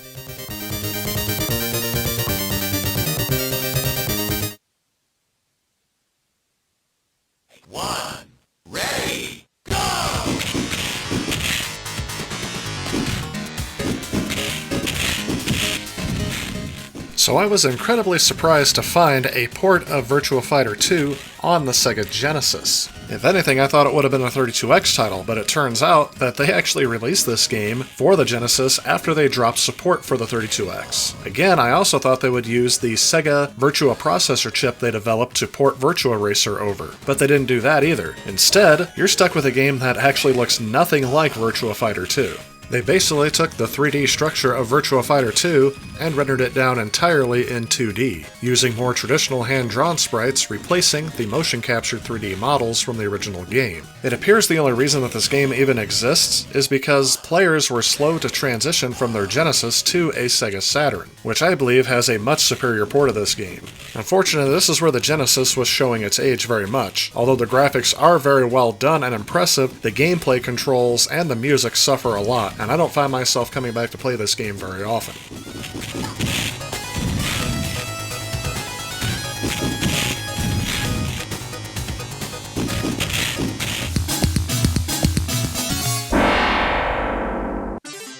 World Heroes, previously released on the Neo Geo arcade platform, is another arcade version that I don't think fares well on this console. The characters move a bit too slow and the animation is very choppy. I'm also not a big fan of the sound effects as well. However, the game is not unplayable and I would rank it somewhere between mediocre and average.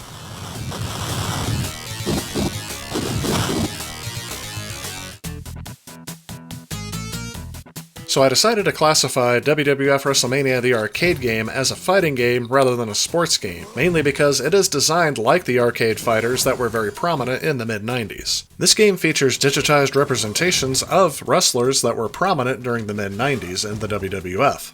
The Genesis port of this game retains most of the voice commentary samples from the arcade game and allows for 4 wrestlers on screen at once, however the game slows down when this limit is reached. Overall, in terms of graphics, sound, and decent controls, I would rank this game again as mediocre to average, not making it a necessity to play, but if you're a fan of the WWF around this time period, you will find this game incredibly nostalgic and may be worth a pickup for you.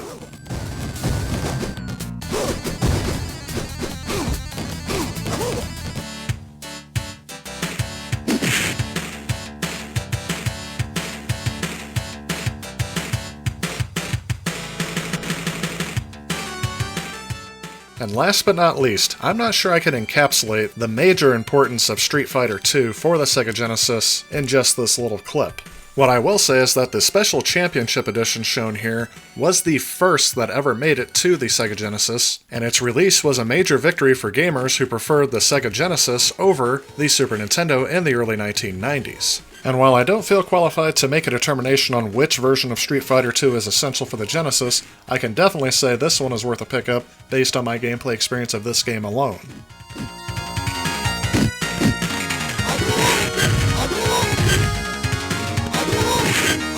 So we showcased some classic and iconic titles, and again, this was another genre that saw its rise during the life cycle of the Sega Genesis. Before the 16-bit era, there weren't too many games that were in this specific genre that were very fun to play. But overall, these aren't really my favorite games to play by myself. I really enjoyed playing these with a second player, as playing against the computer after a while gets really old really quickly. And yes, if you go back and look at some of the footage from the fighting games, I actually let the computer drive a little bit so you can see more than 5 seconds of gameplay because I kind of get my butt handed to me very quickly as I am severely out of practice with these games. But I do find myself being a bit more nostalgic for these titles, especially because of how big they were in my childhood, and these were games that a lot of gamers talked about back then. And of course, we found it cool that these games were, they were gory, or they were realistic in terms of violence, and we just want to get our hands on it. It was just, a fad that I think has kind of gone by the wayside a little bit. But there are still a few of these franchises that are going strong, even still to this day.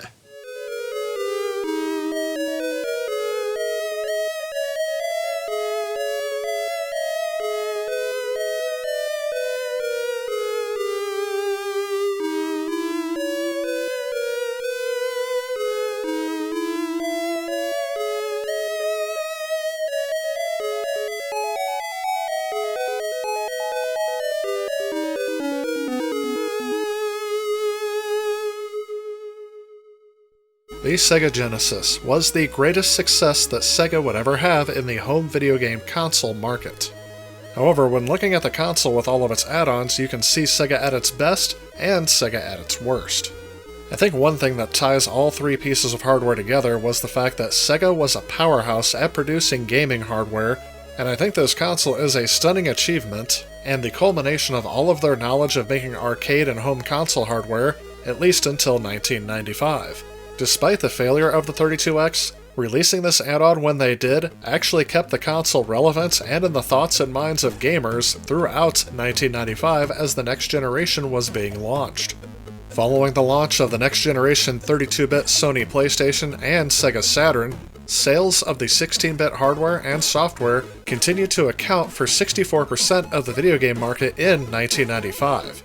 Sega drastically underestimated the continued popularity of the Genesis and did not have inventory to meet the demand for the product. Sega was able to capture 43% of the dollar share of the US video game market and claimed to have sold more than 2 million Genesis units in 1995, all while Genesis software such as Vector Man remained highly successful. During that year, Sega of America's CEO Tom Kalinske estimated that they could have sold another 300,000 Genesis systems in the November-December timeframe of 1995. And Sega of Japan's CEO Hayao Nakayama's decision to focus on the Sega Saturn over the Genesis, based on the system's relative performance in Japan, has been cited as the major contributing factor in this miscalculation. Following tensions that ensued over this decision, Kalinske, who oversaw the rise of the Genesis in 1991, became disinterested in the business and resigned in 1996. Sega ended up selling over 30 million Sega Genesis units worldwide. In 1998, Sega licensed the Genesis hardware to Majesco Entertainment in North America so it could re-release the console, selling it as a budget system. Majesco began reselling millions of formerly unsold cartridges at a budget price, together with 150,000 units of the second model Sega Genesis, and eventually they released their own model, the Genesis 3, which still sold fairly well considering the next generation was in full swing. The manufacturer Tectoy still continues to sell emulated variants of the original hardware and has sold an estimated 3 million Genesis units, including variants in Brazil. Compilations of Sega Genesis games have been released for other consoles since Sega exited the hardware business in 2001. These included various game compilations for the PlayStation 2, Xbox, and Nintendo GameCube. And for a lifelong Sega fan like myself, it is just strange to see Sonic playing on a Nintendo console.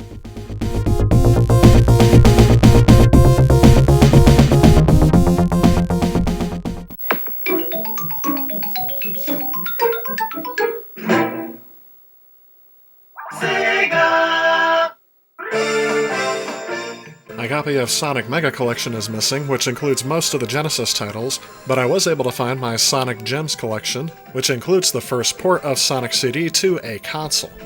I'm pretty sure that's the main attraction on this title, as Sonic the Fighters was an arcade game, and Sonic R was a poorly received title on the Sega Saturn. But I guess it was enough to get me to buy this title on its own.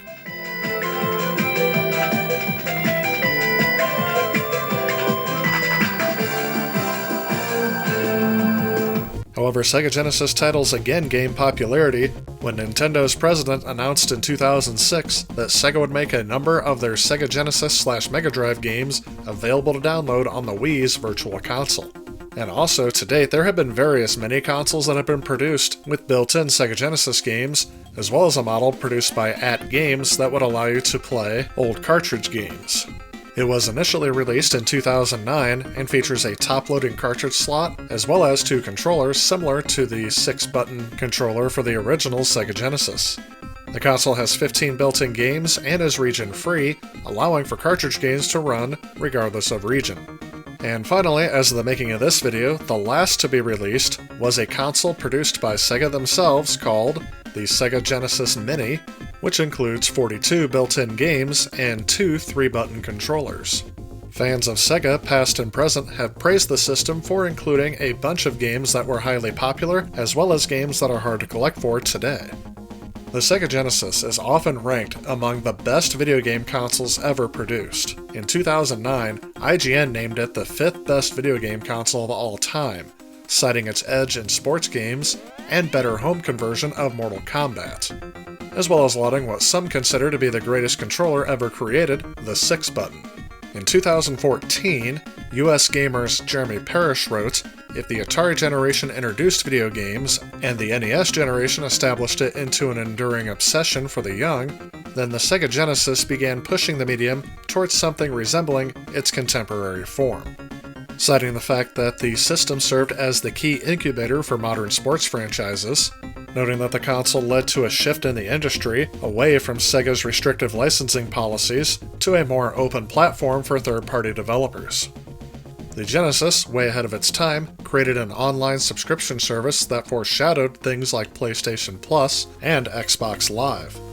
And last, he noted that the system played a key role in ensuring the vitality and future of the games industry by breaking Nintendo's near-monopolistic hold on the US market and awakening the UK to the merits of television gaming. I would also add that Sega of America's marketing campaign for the Genesis has been widely duplicated, influencing marketing and subsequent generation of game consoles even to this day. And while Nintendo was the first to introduce me to gaming, I really feel like Sega is what pushed me into liking gaming more as a passion. From the moment I first put Sonic 2 into my system in 1994, I was hooked. And all throughout playing games for this Ultimate Review, that has rekindled my love for this system. And that is after playing through only a small fraction of the system's game library. 31 years after its initial launch, this system is still going strong. Alright, so that said, that sadly wraps up this entire journey I've had with the Sega Genesis. I can't tell you how bittersweet it is to put this console behind me and move on to another system in preparation for the 16-bit war. Regardless of some of the bad experiences I had with the Sega Genesis CD32X, I had a lot of fun going back and revisiting this time frame in gaming history. And it's kind of strange that I didn't even think about it when this came out, but it took me an entire year because I did 3 complete console reviews on one system. So while we have to say goodbye to the system for now, rest assured we will be back later to talk about it, especially in comparison to some of the other systems that were released around this time frame. That said, if you do like what you see, please click on that like button. Let me know what you liked about this video in the comments below. Let me know what you'd like to see in the future. As always, I want to thank you all so much for watching, and stay tuned because I have more content coming. Again, I will see you in the next one. If you like this video and you'd like to help out with future projects on this channel, please consider supporting me on Patreon. Again, I want to thank you so much for watching. I'll see you next time.